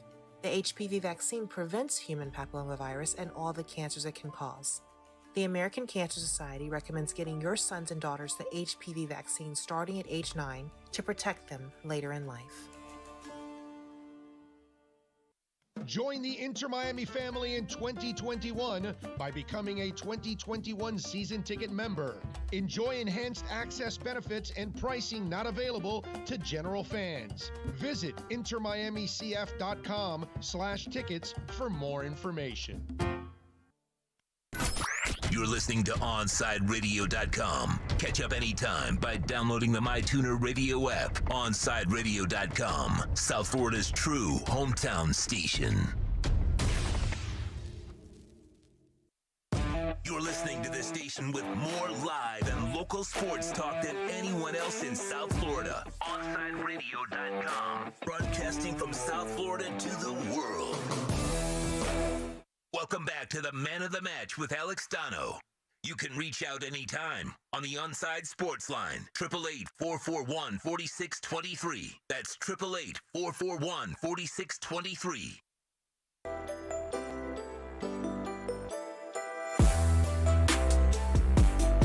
It's really been an awesome day for Miami Heat fans. We could celebrate at the trade deadline today. basically, Pat Riley had us all distracted by Kyle Lowry. That was the red herring we were all focusing on while he was working out a Victor Oladipo trade. Genius. And I love the move. And I love the fact that the Heat didn't have to give up a whole lot. I mean, the only player of note to go out was Kelly Olynyk, and you bring in Victor Oladipo and Bjelica on the same day, and you shipped off a bunch of dead weight plus Kelly Olynyk, and you did that draft swap as a part of the Oladipo day as well. So it was a good day, a good couple of moves. Michael Christian joins us now. He hosts Game Night from 6 to 7. Michael, what are your thoughts today? You like or you love what the Heat did today? Oh, I gotta love what the Heat did today. I mean, Victor Oladipo, and I've said this multiple times, I don't think Victor Oladipo is gonna bring more immediately than Kyle Lowry would have. But considering that you got Victor Oladipo for literally free, like the freest possibility, people were saying might take a mid-range first-round pick, multiple draft assets. They want some superstars. You give up Avery Bradley, who hasn't played. Kelly Olynyk, you have his replacement in Bjelica, and a pick swap that was basically nothing. And Pat Riley is a thief, and I love it. I love it too. Any regrets about Lowry, though? And it's interesting that Lowry doesn't go anywhere. I mean, Toronto bluffed. Everyone called their bluff, and it wasn't a bluff. They're keeping him until the summer. I think the only thing with Lowry that I'm really looking at is if it was that cheap for them to acquire Oladipo, then obviously they had some pieces that they could have given up in the Lowry trade and gotten both of them. Yeah. But if they were asking for something that Pat was not willing to part with, Pat stood his ground. He said, "I am standing pat." There we go. Look at that pun. I'm fine with him not making that trade. If he says, "I'm not giving up those assets. This is what we're gonna do. Let's move forward." Lowry would have been a great fit. Take another swing at him in the summer. What do you plan for Game Night tonight? Gonna talk some Miami Heat probably most of the night. Gonna open up, give my thoughts on not only the Victor Oladipo trade, but also the other trades that went down at the NBA trade deadline. Also, the rumors are growing stronger and stronger for Warzone and the Nuke event that's coming through. I don't know when the date for that will be, but hopefully it's soon. And we've got my guy from 5 Reasons Sports, Gadio Cartagena, coming on. He's going to talk some Miami Heat as well. He joined us on our stream today, so I know he's excited about this Oladipo move. Look, at 3:01, I was freaking out. There was nothing happening, and then the Depot news trickled in, and I was just so relieved, man. Same here. Like, I really thought that Riley might Danny Ainge it today, but he didn't. He Riley'd it instead. So we have Game Night coming up with Michael Christian. Does a great job 6 to 7 o'clock every night. Have a great show, man. Appreciate it, my guy. Have a good rest of your evening and enjoy the game tonight. Thanks so much. Yeah, and remember, I'm going to be tonight, for those of you who want to watch on Twitch, me along with Tito, we're going to be guests tonight on Hangover Time with Alphonse Sidney for Miami Heat Beat. So we're probably gonna end up talking more about the Oladipo move than the game itself, but maybe the Heat will pull off a nice win against the Trailblazers tonight. We'll have that to cut it up about as well. So Michael Christian is coming up next. Hey, Saturday mornings at 9 a.m., Sean Stanley hosts the Squared Circle Digest. Now wrestling fans have a place to call home as Sean covers the very colorful world of wrestling. Tune in every Saturday from 9 to 10 a.m. on the home for sports fans worldwide, OnSideRadio.com. OnSideRadio.com knows gamers need a home. Can you dig it? That's why for the next 60 seconds, Can you count, suckers? here's your OnSide Radio E-Report with Kai Chen Chisholm. Gaming company Alienware has recently decided to cut ties with game developer Riot Games 10 months early, per multiple reports this past Tuesday. This comes after sexual assault allegations from former Riot employee Sharon O'Donnell against current CEO Nicolo Laurent. Allegations against Laurent first came to light early on in January when O'Donnell accused Laurent of making sexually suggestive remarks and sued the company. O'Donnell also alleged that Laurent became hostile to her and reduced her work responsibilities, which led to her termination in July after she rejected advance from Laurent. The company has been accused in the past of similar accusations of a quote sexually hostile work environment per CNET and will now be without one of their key sponsors. Currently hosting the 2021 Valorant Champions Tour, it'll be interesting to see if sponsors such as Freaks 4U Gaming and Sport5 decide to bow out. Stay in touch in the world of gaming